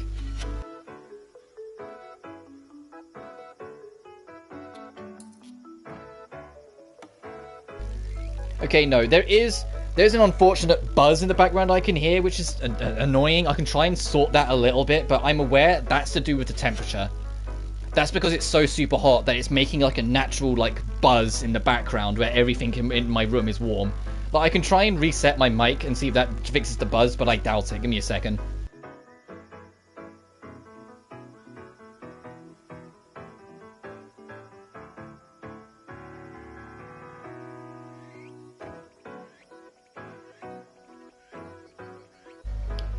Right, I've reset it, so I don't know if that will deal with the buzz, and I can only apologise for it. That buzz will vanish on its own come winter, or if I get like a proper mic set up one day, but we'll see what happens first. Either I get money or time passes. You know, popcorn stuff. Oh, look, they sell at the movie theatres. I can never finish those. That's what makes good about home theatres. You can take as much or as little as you want. It's cool down south now due to rain. Our climate's exchanged. Yeah, we're the UK is in the middle of a heat wave right now. They're supposed to carry on till Tuesday. I think at Tuesday it peaks at 32 Celsius. It's the same reason why yesterday's stream was on the shorter side. Other than the fact that I knew this one would end up being a bit longer with all the story stuff we're covering. The heat, it makes it very difficult to continuously stream, especially through the hottest hour of the day. If I'm still streaming come 1, I suffer from 1 to 2. Which is why I'm kind of slightly dreading the Genshin stream I plan to do on Tuesday, since that's supposed to be at the peak of the heat wave. But it's also the best day to stream it. And it's also what I've got in my schedule, so it's just like, it's literally just, I'll have to just suck it up. I'll just have to bring more water. Anyway, that's what's good about home theatres. You can make as much or as little as you want. Home, I mean, I guess we can call this home, so what should we make? What about rice balls? Rice balls? Have you ever seen a movie theatre that's rice balls at the concession stand? No? Exactly. Don't you ever feel like eating something a bit more Japanese while watching a movie? Now that you mention it, I do wish they'd have simpler food on the menu. But that's not really a snack to go with the movie anymore. More like dinner in a movie. But yeah, to talk about Castlevania, they said they are working on a new anime covering the Rondo of Blood to Symphony of the Night story arc. And I think it's called Castlevania Requiem. And I am so excited. They released a little teaser for it, which is just the back of Richter's head and like several voices calling out to him, and then it goes Castlevania Requiem, and I was like, I want to see my boy Richter. Richter was the Belmont I grew up with. I grew up with Rondo and Symphony, and so that's my boy. You know, that's my boy. That's my son. It's like I want to see Richter in action again. It's like how Silver in the Sonic the Hedgehog games is my son. Richter's my boy. He's my dude. I need to see him. I need to see how they'll portray him. I hope they kind of flip it. In the games, Trevor is a little bit more kooky, and in the anime they made him more serious. Whilst Richter is a little bit more serious in the game, so I kind of hope they make him more kooky in this. Like, I hope they kind of flip it. I'd love to see, like, Richter just being, like, a bit of an idiot. Because in Rondo he was. In Rondo he was, die, monster! You don't belong in this world! And it's just like, okay, dude. I'll say that was Symphony as well, but you know what I mean. But it's like, after that, he was like, I will be the one to protect this castle. I will be the one to do the right thing by man. I will be the one to protect against the forces of evil. It's like, no, I want kooky Richter. I want dumb kid Richter in the anime. I want to sit there and just grin anytime he's on screen. And after Requiem, oh god, there's so many things I'd love them to tackle. They skipped Lament of Innocence. And I know why, because there's only like one major character, but I'd love to see them do Lament of Innocence because it's based during the Crusades. And I think it'd be really cool to see how they would handle an anime that has that Crusader influence. You know, that has the Crusades era influence in it, how they'd go with it. How they would handle Leon Belmont, who still has my favourite character theme of the franchise. Leon Belmont's theme is exquisite. It's so good. It's so good. But then other than that, the Sorrow duology would be interesting to see how they handle the future stuff. Order of Ecclesia would be dope, just to have a female protagonist, because I think Shinoa is really underrated. But there's a lot of options. Anyway, do you have any leftover rice? Sure, why not? Making rice balls is fun anyway. The actors in musicals are really amazing. No, do they act? They sing and dance too. How do they do it? Wow, she's really into it. Yeah, she's a ballet dancer, so of course she's going to be interested in the dance movement. What do you think, Hinako? The lead actress is probably a ballet dancer. They've got cool art. Fucking, hang on a moment. Let me get the game cases, and I think I need to flip my camera as well. Let me show you some of the box arts for some of the old Vanias. We're going to take a small pause from Blue Reflection. I need to show you some box arts, my dude. Some of the box arts of Castlevanias are so sick. You can almost tell immediately why Kid Me gravitated towards them. It's like, I want these. Because you just take one look at them and go, ah, damn! Give me 1 second to get them and sort out the camera. And I'll sort out the camera now, quick. Which means I need to go here. Settings. Captures and broadcasts, camera,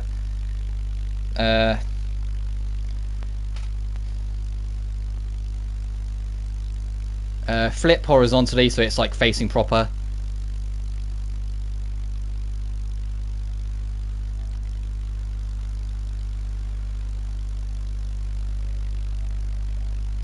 I put it to large, but last time I did that it messed with it, so we'll see how it goes.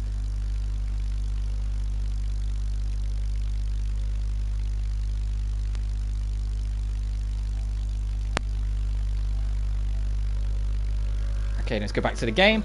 Alright, now let me get these box arts. 1 second.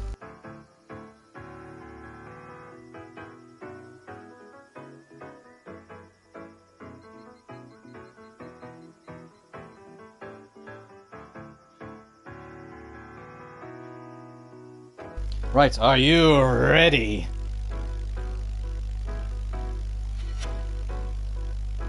Ah, okay, it does mess with it. Okay, let me swap the camera. You have to change the size of the camera before the stream, otherwise it won't let you do it. Okay, so the camera's going to be small, so you have to bear with.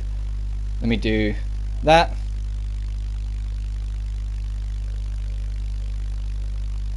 The camera's going to be small, but bear with. Oh, lighting, please work out for me.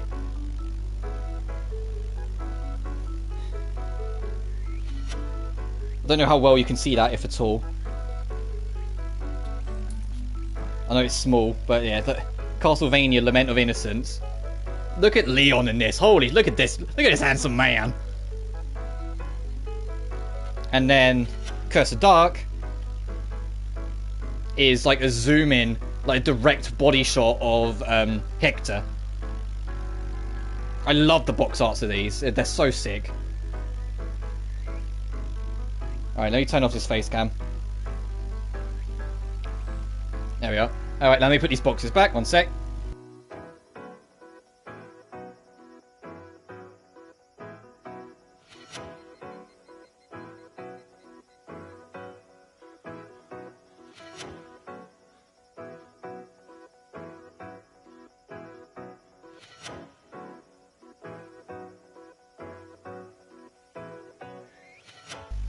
Alright, there we are. And I'll sort out and fix up the things with the cameras another time. But yeah, I didn't the reason why I don't have the face cam on is because it's way too hot for a shirt, and I don't want just my shirtless ass to be on camera, so yeah, that's why we did that. But anyway, Yudo's is probably a ballet dancer. You can tell by the way she moves her legs. Is that her professional opinion? But I was amazed at how well she was able to dance in a completely different genre. Jeez, I could see why any kid would want to try at least once after seeing it. Yeah, I mean, right? I remember, like, I was already into Castlevania because Symphony of the Night also has a sick as fuck European box art. The US box art is kind of rough, which is interesting because after Symphony of the Night, the US tend to get the best box arts. But Symphony of the Night is the only one that has like a bad one, because it's just like a black silhouette of the castle, whilst in the Japanese and European one, it's the artwork of Alucard standing with his sword straight up, and it's so cool to see like the cloak floating around him, the bats in the distance and everything. It's like it's so cool. And it's like that was what got me into Vania in the first place. But Lament of Innocence and Curse of Darkness, it's the same with them. You just look at the box art and you're like, it's how it should be. The box arts, I know we're in a digital age, it's not as significant now, but they still matter. A badass box art is still a badass box art. It always annoys me when they just, you know, slap an in-game model of like the main character on the front and call it a day. And it's like, they're so boring. They don't tell me anything. They don't catch my eye. Anyway, was amazed at how well she's able to dance in a completely different genre. I'm not sure I could do that, even though I wasn't injured. Yeah, she must have practiced a lot. Yeah. Art makes everything 10 times better, chef's kiss there. Yeah, exactly. And they really had it like down to an art form. And it's the same, when I start the anniversary collection, because like I said, we're going to start up Castlevania Circle of the Moon on Monday, which is a part of the anniversary collection. All 3 of those games have great Game Boy Advance box arts. Like, all 3 of them have, like, sexy as fuck box arts. The only, like, handheld Castlevania box art that I'm not keen on is Dawn of Sorrow, the second half of the Sorrow duology. Because they actually changed lead artists between those games, and so you could see it in the, you can see it in the art that it was like a new artist and it was their first rodeo, so it just doesn't look as cool as the others. It looks a bit more plain and simple. But then they found their way with the second DS game, Portrait of Ruin, and Order of Ecclesia, the third DS game. It straight up has like one of my favorite box arts in Vania.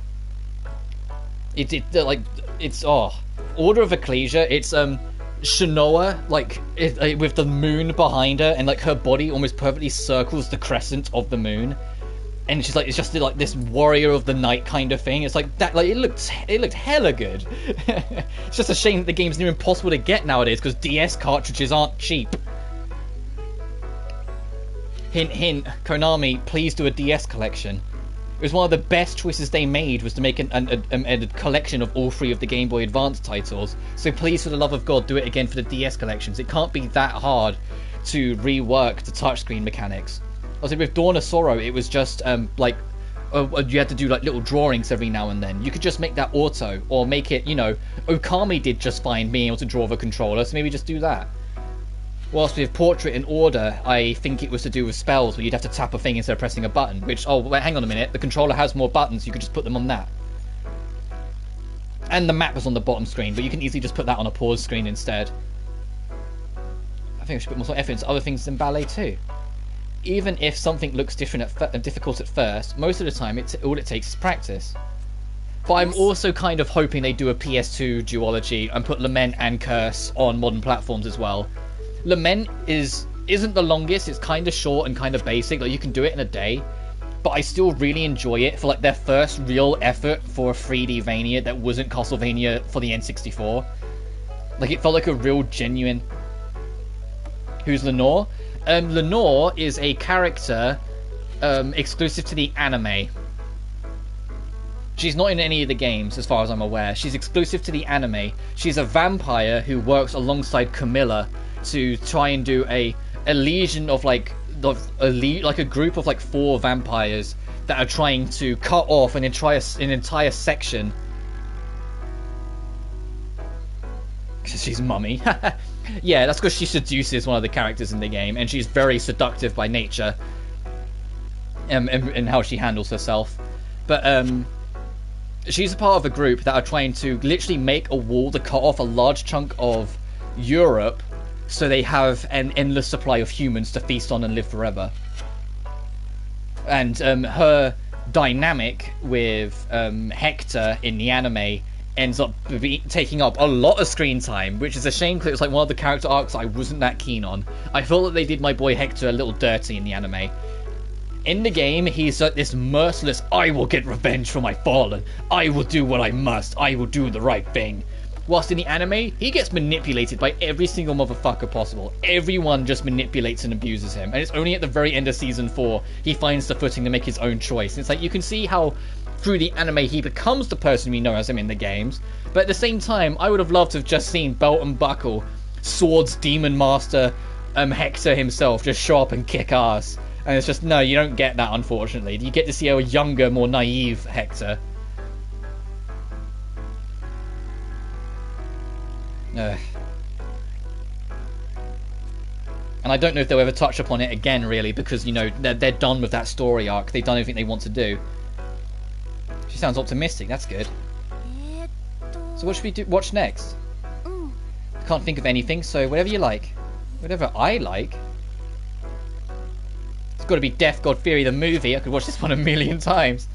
I don't know if Hina will like it, but she did say we could watch whatever I want.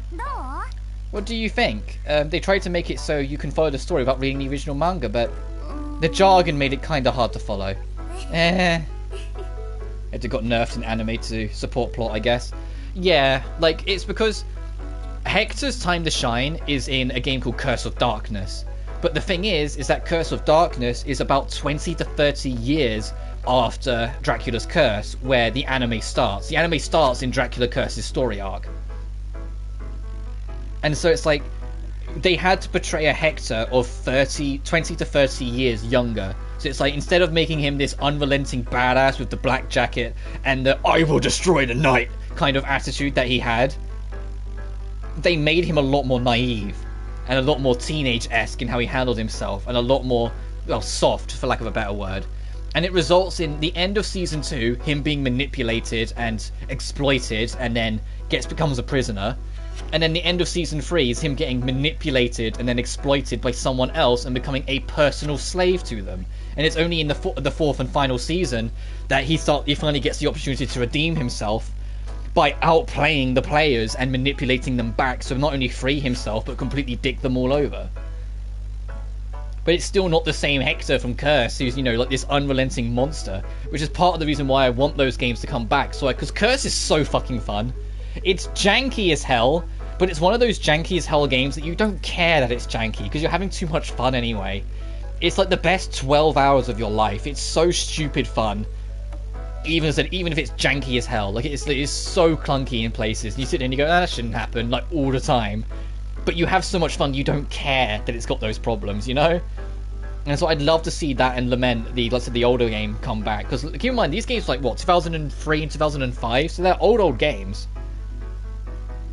Nowadays. I mean, I say that, I remember Curse of Darkness coming out, so that just makes me feel old, but, you know. But still. I'd just be happy with more Castlevania collections in general. I don't trust modern Konami to make a new Castlevania worth a damn, so I'd rather them just continue to hire the team that did the Classic Collection that had the first 5 games, and the Advanced Collection that had, you know, Circle of the Moon, Harmony of Dissonance, and Aria of Sorrow. And I'm looking forward to covering all 3 of them. Like, even though I have problems with Harmony of Dissonance, I still enjoy it, so I look forward to getting to it. And then especially Aria. Aria is my second favourite Castlevania game. But I've detoured for way too long. Let us get back to this, because I'm already, like... It's 3 hours and 15 minutes into this stream. I want to wrap up before 1. We're not going to get all of Riser's dungeon done in this run. We're going to do, like, the first area at this point, and then we'll have to wrap up and then do the rest next time. Because I got distracted, which for the record is fine. I love having these talks, and I love talk. If I can get someone else to try out Castlevania, that's a win for me.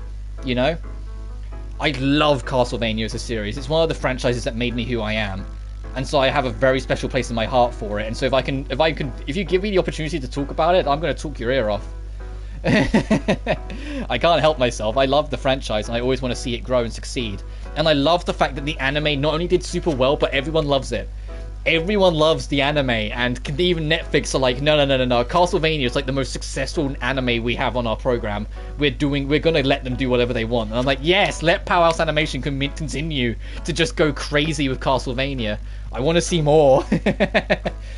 Anyway, but the action scenes were cool, and I thought Kyoka's lines at the end were great. Thanks. But for what? I don't know, it just feels nice when someone likes the same stuff I like. I see. That's how ballet is for me.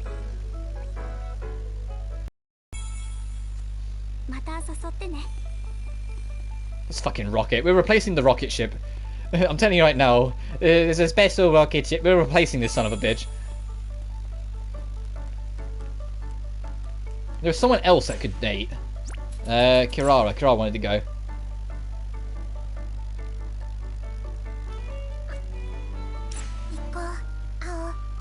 Let's have a movie day today. Yeah, let's go.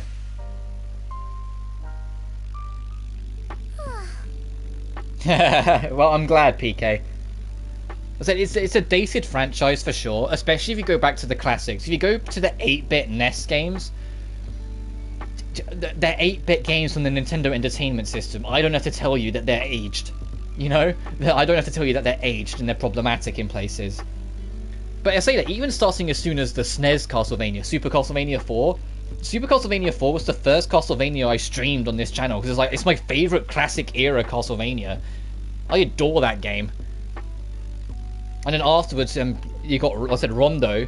And then Rondo and Symphony of the Night, because they're part of the same story arc, they were re-released together on modern platforms. So Castlevania Requiem has both Rondo and Symphony together. So you can literally just play Rondo and then jump to Symphony and you're good. And so then the Advanced Collection is extremely accessible because it's, you know, Circle of the Moon, Harmony Dissonance, and Aria of Sorrow together. So it's like Castlevania nowadays is super accessible.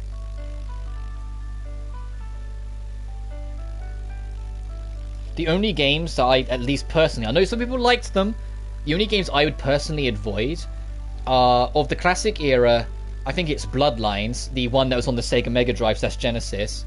The game's fine, I just found it boring personally when I went through it.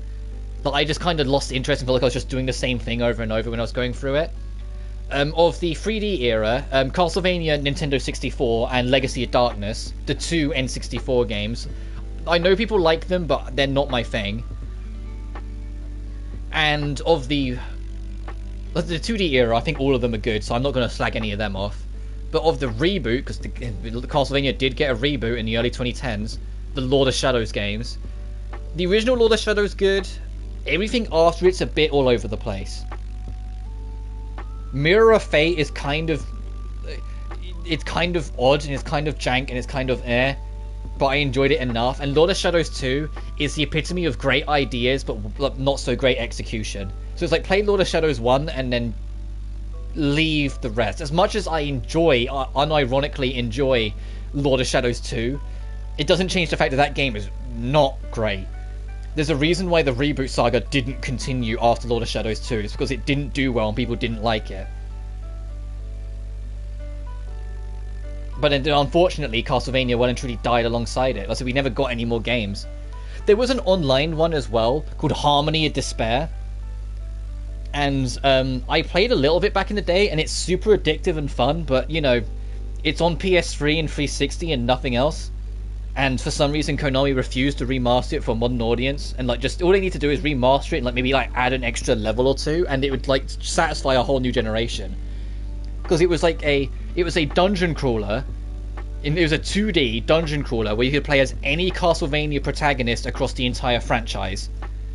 Spin-off, non-canon games, it didn't matter, you could play as them.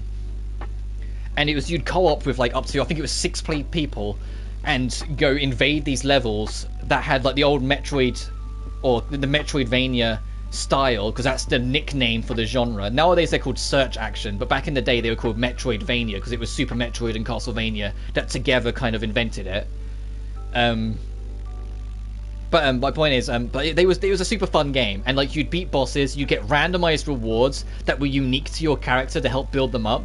Then once you beat the whole game, you unlock the hard mode gauntlet, where it was all 10 of the levels again, but far, far harder, and your end game equipment on the normal run would only barely make you survive the first level.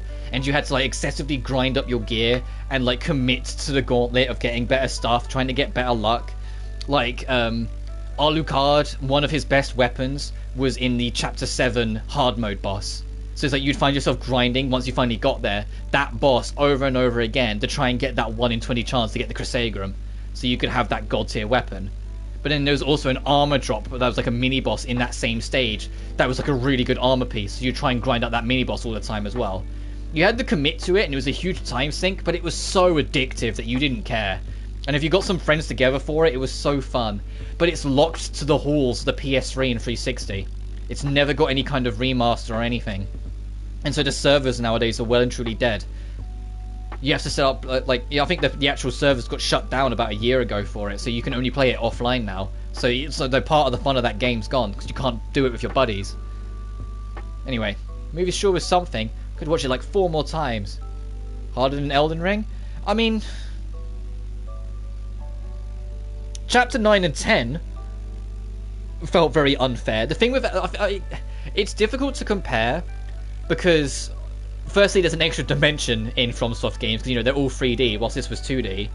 But there's also the fact that outside of, I'd say, Dark Souls 2, every single FromSoft game prides itself on the fact that they're difficult but fair.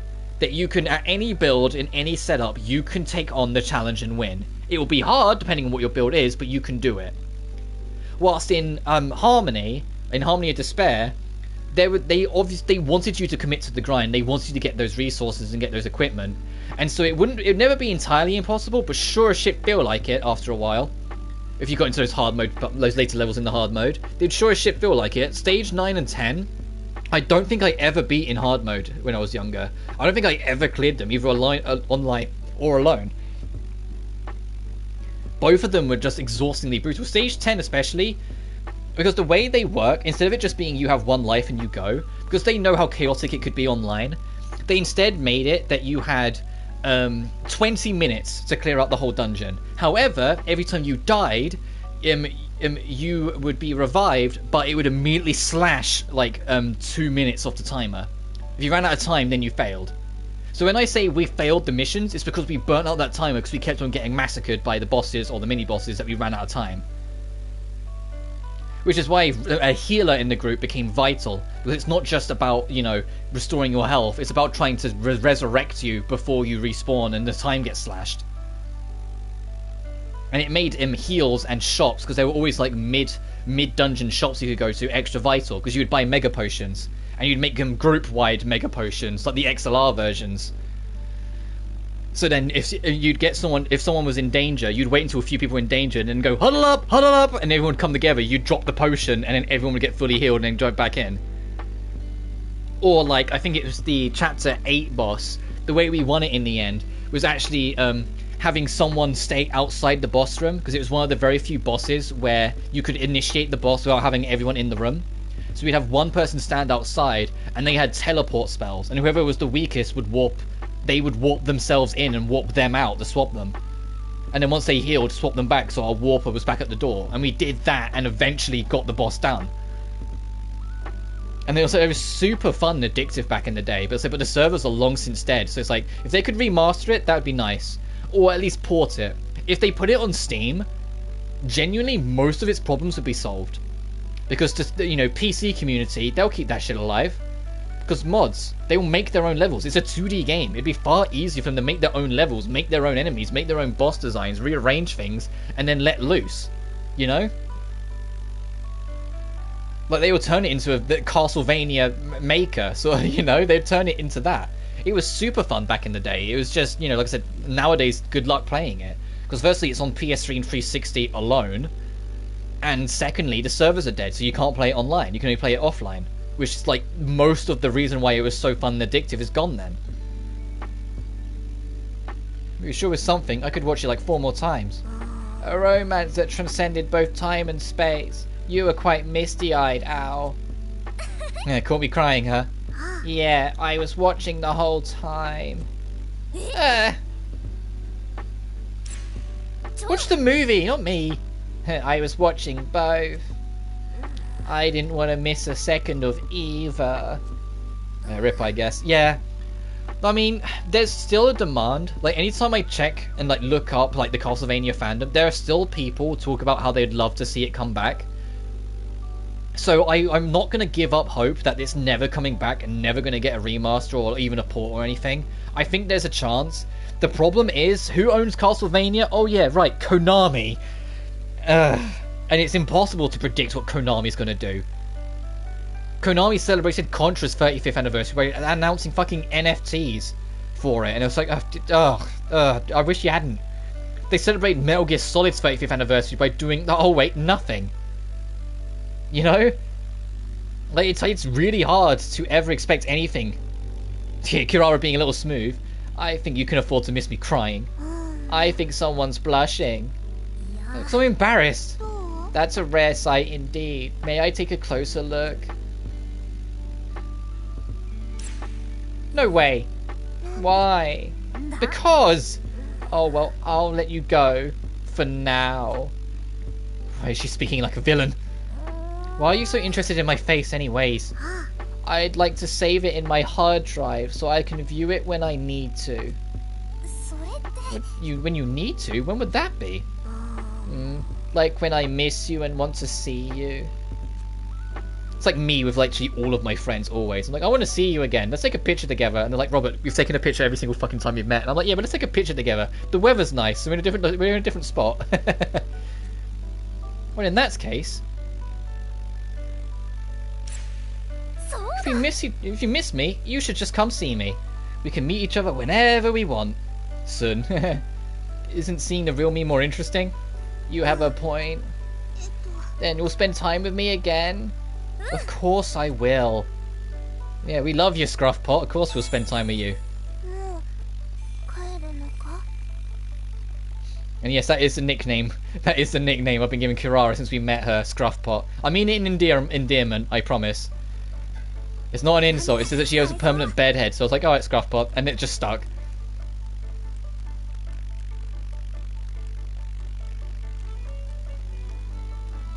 Right.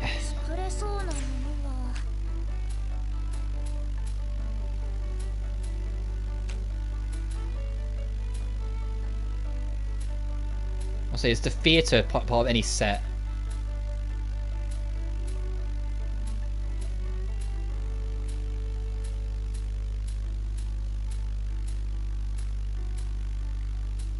No?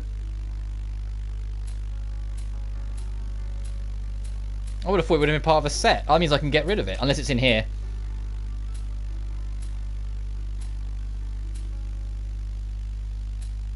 No, it's not a part of any... Oh, that means we can get rid of it if we need to. We can put something else there. What sets could I do with having back? Ether speed, don't need that. No, that's a big though, so we can't. Get the vending machines back.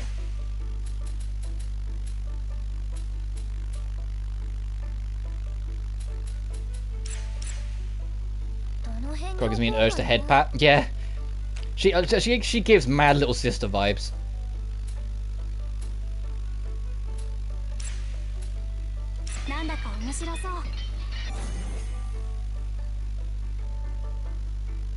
In the same vein that Hiyori gives girl next door vibes, which are different, I promise. Because Hiyori's just super like, yeah, let's go do this, let's go hang out, let's go have fun. Like she's super like, let's just have high energy. Right, this is going to replace the favourite rocket ship, so sorry. Sorry, Mio, but I need the space. And we have one more thing to build after this, which will also lead to more dates. This is Hiyori. Wow, this is awesome! A whole camping set? I haven't gotten the tea or snacks yet, but we can chill out here for now. Looks comfy, huh? Yeah. Please, Lady Hiyori, have a seat. Really? I get to be the first to enjoy this? Of course, I made it for you after all. So I want you to use it first, Hiyori. Hey, well, if you insist. I think with how hot I'm starting to get, we'll do the dates and then I'll wrap up, and then next stream will just be the dedicated. Girl next door for me is way wilder than Hiyori. Yeah, fair enough. I meant more as in like the not anime yandere next door. The more like literally like, you know, the best friend that lives near in the neighborhood kind of girl next door. That was more what I was aiming for. The bubble. Lady Hiyori, how are you finding your accommodations? Well, it's not bad, but I think it's missing one thing. Something's missing? You're not attending the other seat. Ah. As long as we're here, want to chat for a bit? I'd love to. I am starting to boil, unfortunately, a little bit, so I think it's like 20 past 12 in the UK right now. So I think do these and then wrap up, and then if we just make the entire next stream the dedicated do the DLCs, because it will probably take a while to go through both of them anyway, so it'll work out. And then the main plot will continue at some point, because next week's going to be busy with a lot of other games. But we'll get back to this. We haven't actually got that many streams left of this, to be honest. I think after this weekend we have Owl's Heartscape, which won't take long because there's no enemies or bosses in it. The last area of Uta's Heartscape, Uta's rank 8 and rank 10, and then the final dungeon. And, you know, probably some more dates along the way. So it's like we don't have too much in the grand scheme. Anyway, Kokoro wants to go on a date. I saw what looked like a camping table outside. That's exactly what it is. Do you want to check it out? Yeah, let's go. Because I did upload a scheduled video, and it's like the first time I've done something like that, and I'm glad that, you know, people seem on board with it. The idea of me just doing a schedule at on every Saturday, saying what's in the week ahead, what's the plan. So I will try and keep on top of that and do that more often. So like every week it's like, okay, we're going to do these on these days. This is what we're aiming for, yada yada. There could still be gorilla streams, and those videos will only exist until, and if or when, I hope the answer is when, I hit 1,000 subscribers. When I hit 1,000 subscribers, I'll get access to the community tab. And so then I'll be able to put my schedule there instead, and it'll be far more convenient. I can just chuck it there and you can just see it in a list. But I'm not there yet. I've still got another... I'm on 415. I've still got a long way to go. I've still got another, like, 585 to go. You know, as you do. Have you been camping before, Kokoro? I went a few times with my family when I was little. Have you? I went once or twice with the family. It's pretty rough, don't you think? The bears and stuff. We're scared that bears would appear out of nowhere. What are you supposed to do again? Play dead? I heard that it's no use playing dead. They might think you're food and come closer instead. The best thing to do is to walk away slowly without provoking them. I'd totally freak out if I ever saw one. I'd probably get mauled while I was yelling my head off. Should we practice a bit while we can? What? Rawr. If a bear was as cute as you, I think I wouldn't mind being mauled, actually. It won't make for a very good practice, then. The best part of camping was always the food, I think. I wouldn't know, haven't been camping. I've done picnics, and picnic food's nice, but I've never been like proper camping. I'd love to, though. Something about eating outdoors makes it so tasty. There's curry, barbecue. Can't go camping without curry. Curry is always my favourite. I wonder why it's so popular as a camping food.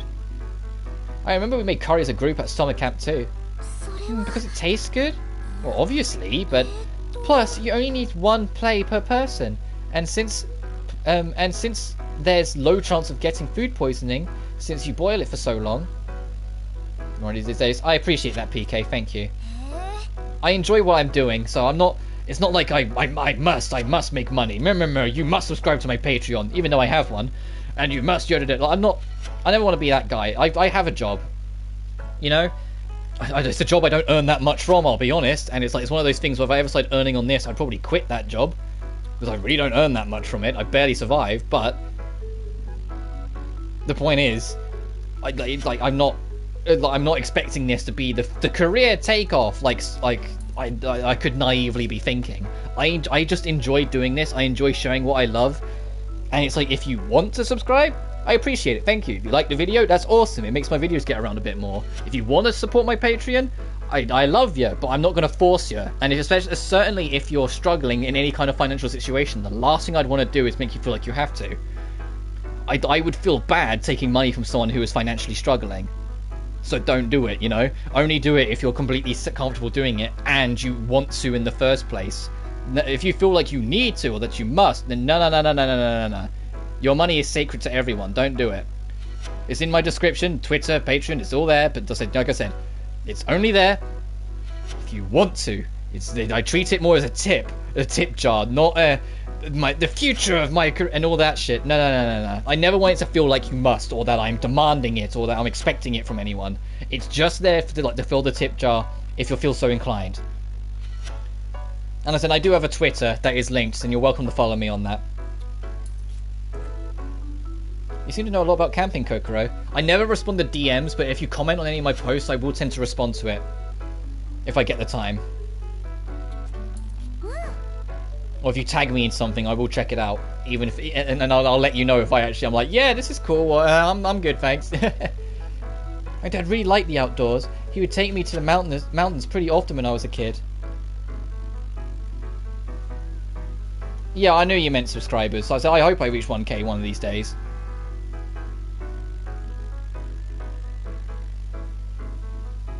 I know you meant subscribers. I was just saying, I'm never ultimately fussed about any of that.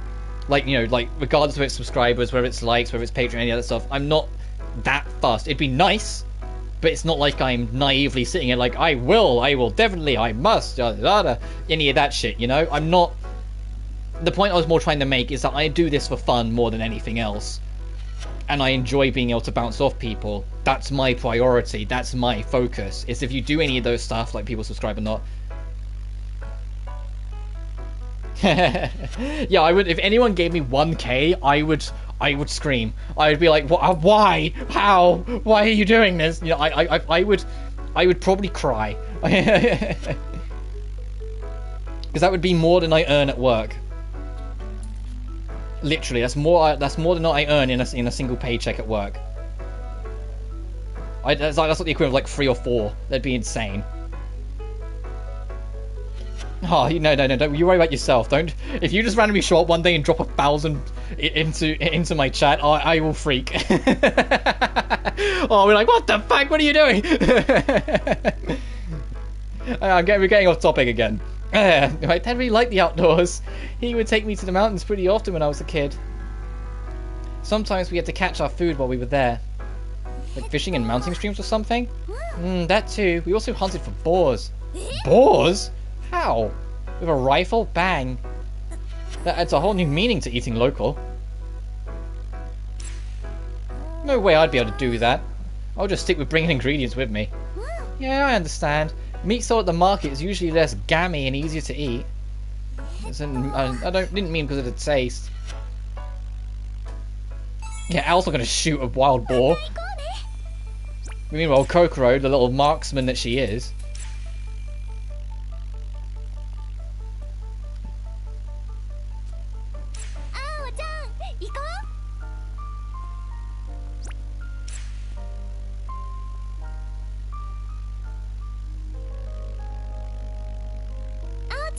Have you ever been camping, Al?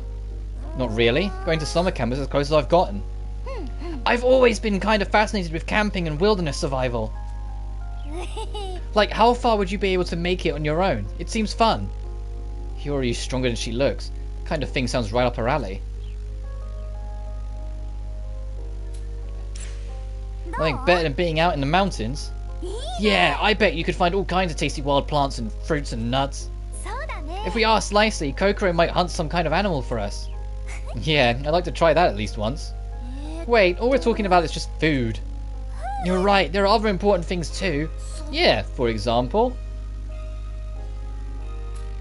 I think I said start a fire last time. Where would you sleep? Yeah, you'd be fine if you had a tent, but otherwise you'd have to fashion something yourself. If you gathered up some big leaves and tree branches, you could probably make some kind of bed. It'd be cold at night without a blanket, though. In that case, we'd just have to sleep together. If we snuggle up, I'm sure we'd be warm. Yeah, that's true. Let's do that then. Yeah! Oh, the more we talk about it, the more it makes me want to do it. We could explore, find ingredients and materials, then go back to the tent and cook and craft things. What is it, Al? Aren't we all in a survival situation already?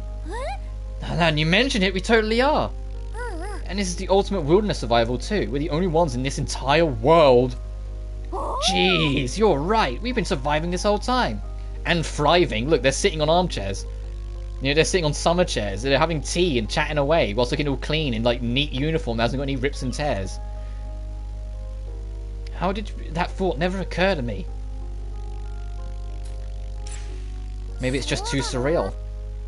It's not like we're on a desert island where there's nothing at all. We have a school and all these other facilities. But on the other hand, it's nothing like the real world. Maybe I haven't truly accepted Oasis yet. There's so much we still don't know. Like if this is a dream or real life or something in between. Is this the real life? Is this just fantasy? The darkness dark in a landslide. No escape from reality. Oh, shut up. I'll get DMCA'd. But what do we do know for sure is that we are here now. Hiyori looked over the whole plot like it's another day. Yeah, that's what I mean. Like, Hiyori is so nothing but pure bubble positivity. Like, bubbly energy, pure positivity. She just doesn't think about that stuff. It's what makes her so endearing. Because she's just so happy. You know? She doesn't think about anything. She's just happy. She just loves her life and loves the world she's in and loves the people around her. And it shows through in literally every single scene. She ends up coming off quite naive because she just doesn't think about that stuff. Like, she's happy, so what? Like, she's happy, so she doesn't care. Like, she's playfully ignorant, if that makes sense. Like, she just enjoys her life, so it prefers to stick with it. So we have to keep working together until we make it back to our world. Yeah, you're right.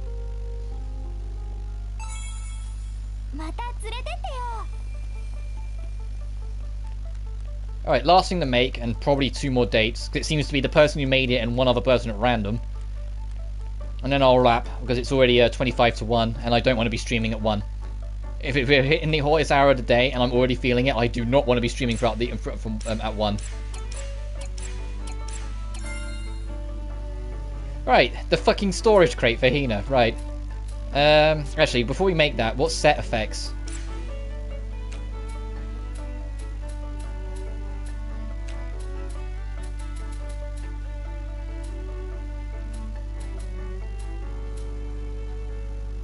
Nighttime camping. Recover extra health. That doesn't matter. We're doing fine on healing. Even we're on the hardest difficulty, we're doing fine on healing, so... I'm just trying to see if that's a set bonus I'm prepared to sacrifice. I'd say yeah.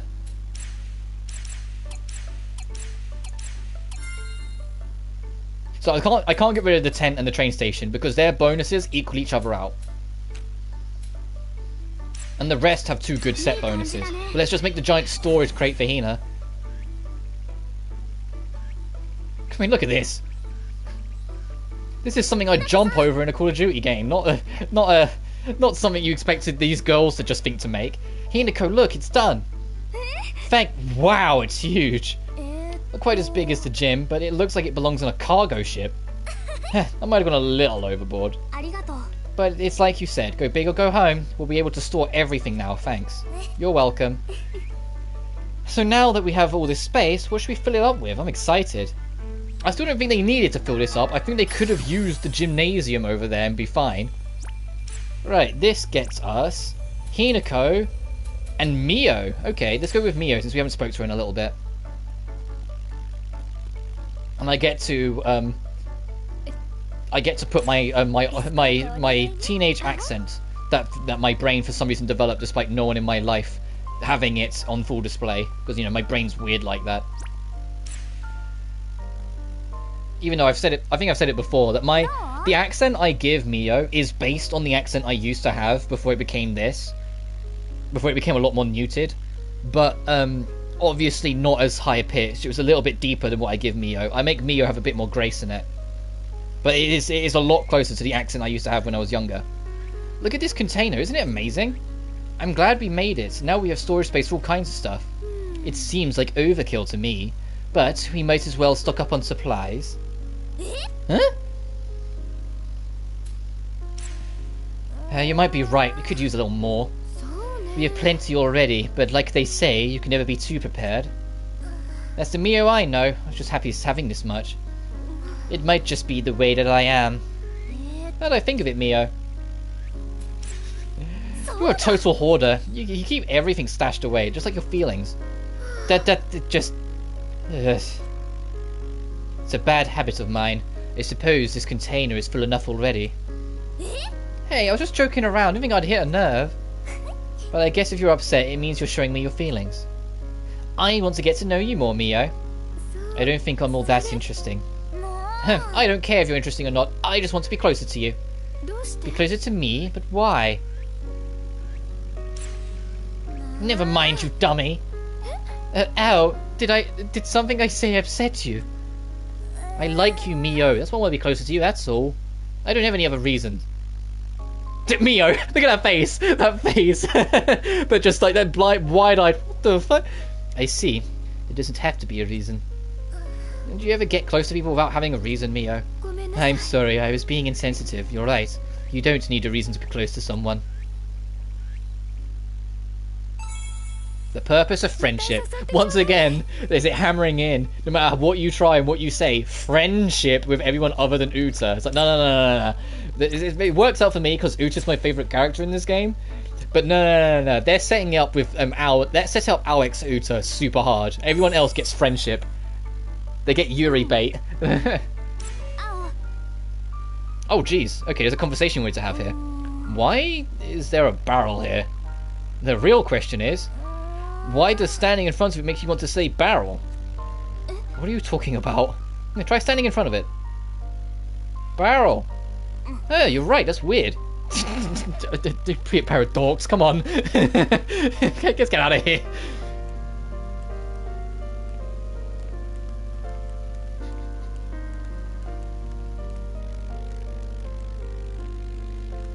This is coming from like the godfather of dorkisms, and he's like, and I'm calling you two dorks. Come on.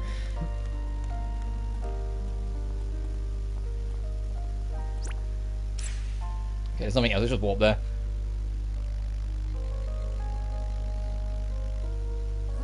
What should we put in here? It's for storage. Why don't you keep the stuff we don't really use in it? That's true, but isn't that kind of a waste of space? What do you mean? It's so big and wide. We could turn it into a second secret base and then just set it up the way we want. Yeah, if it's just the right size, what would you want to turn it into?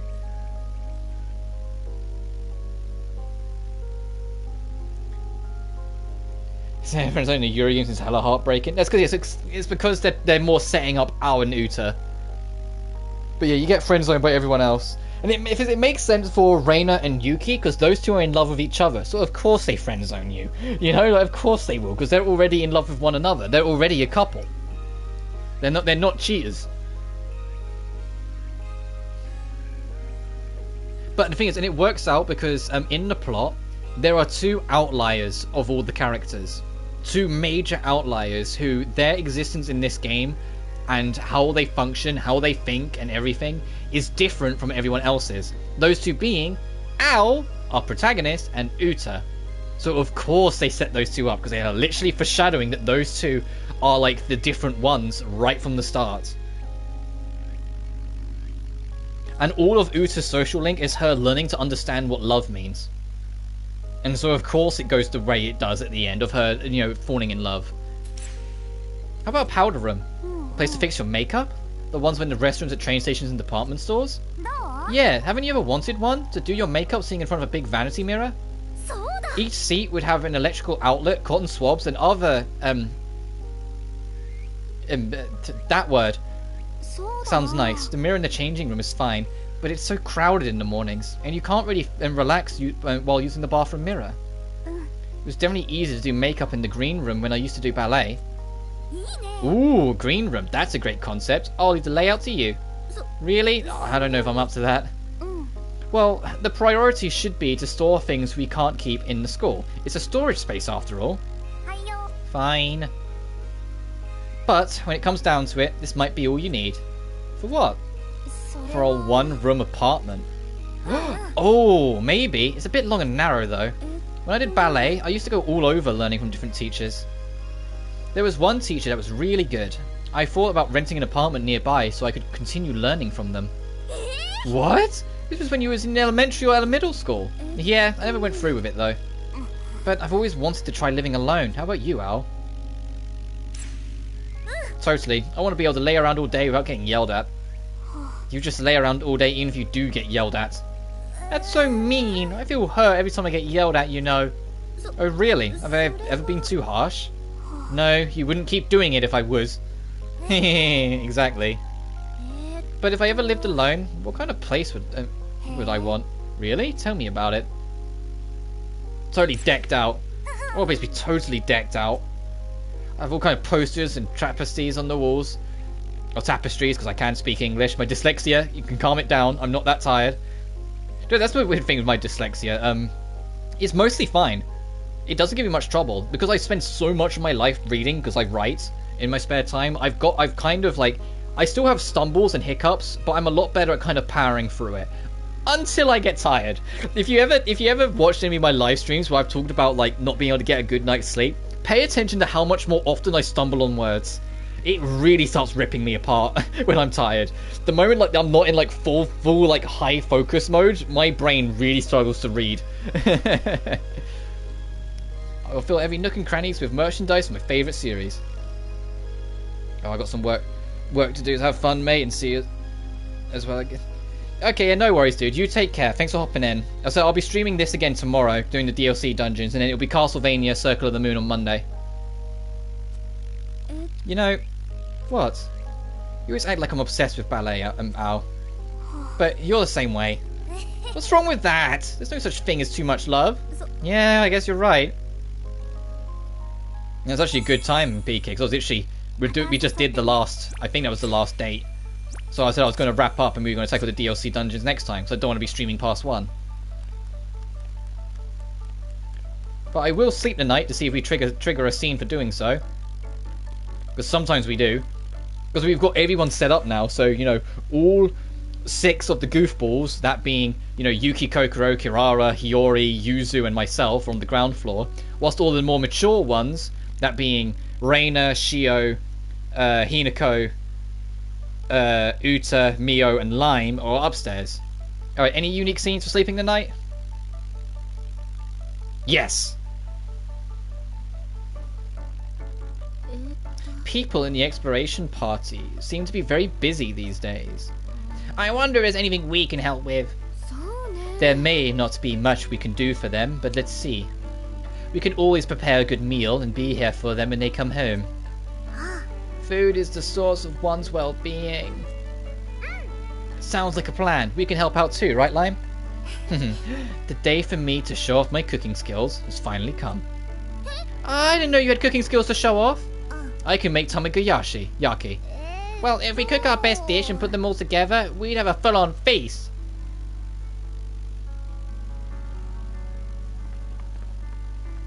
Okay, but that seems to be everything. So, that is where I'm going to be calling it. Off-screen, we don't need to do any grinding anymore because we have the max level. Off-screen, I'm going to try and decide what costume to wear for the Riser DLC, because I know what I'll wear for the beach anyway. But just so we have something different for that, do the beach DLC, do the gauntlet at the end of the beach DLC, and then after we've done all of that, see how far along the stream that is, and maybe start Owl's Heartscape, but I don't know. Both of those Heartscapes are kind of long and have a lot to do, so it might be a while. But either way, as always... Oh, I should actually check what new fragments I've got. And actually equip a new one for Owl. I'll just put that on. Actually, no, I'll change that. Sure, I'll give you better defense. I just wanted to see what new we picked up. Sorted Delights. Okay, chance to survive, second chance. Decreased damage when you're at max level, max gear. Resistance to all attributes. That could be kind of good. I'm glad we have a second one of them. Cooldown. Cures all status ailments first turning. Alright, I think there's a few other characters that got a 10th slot. Yep.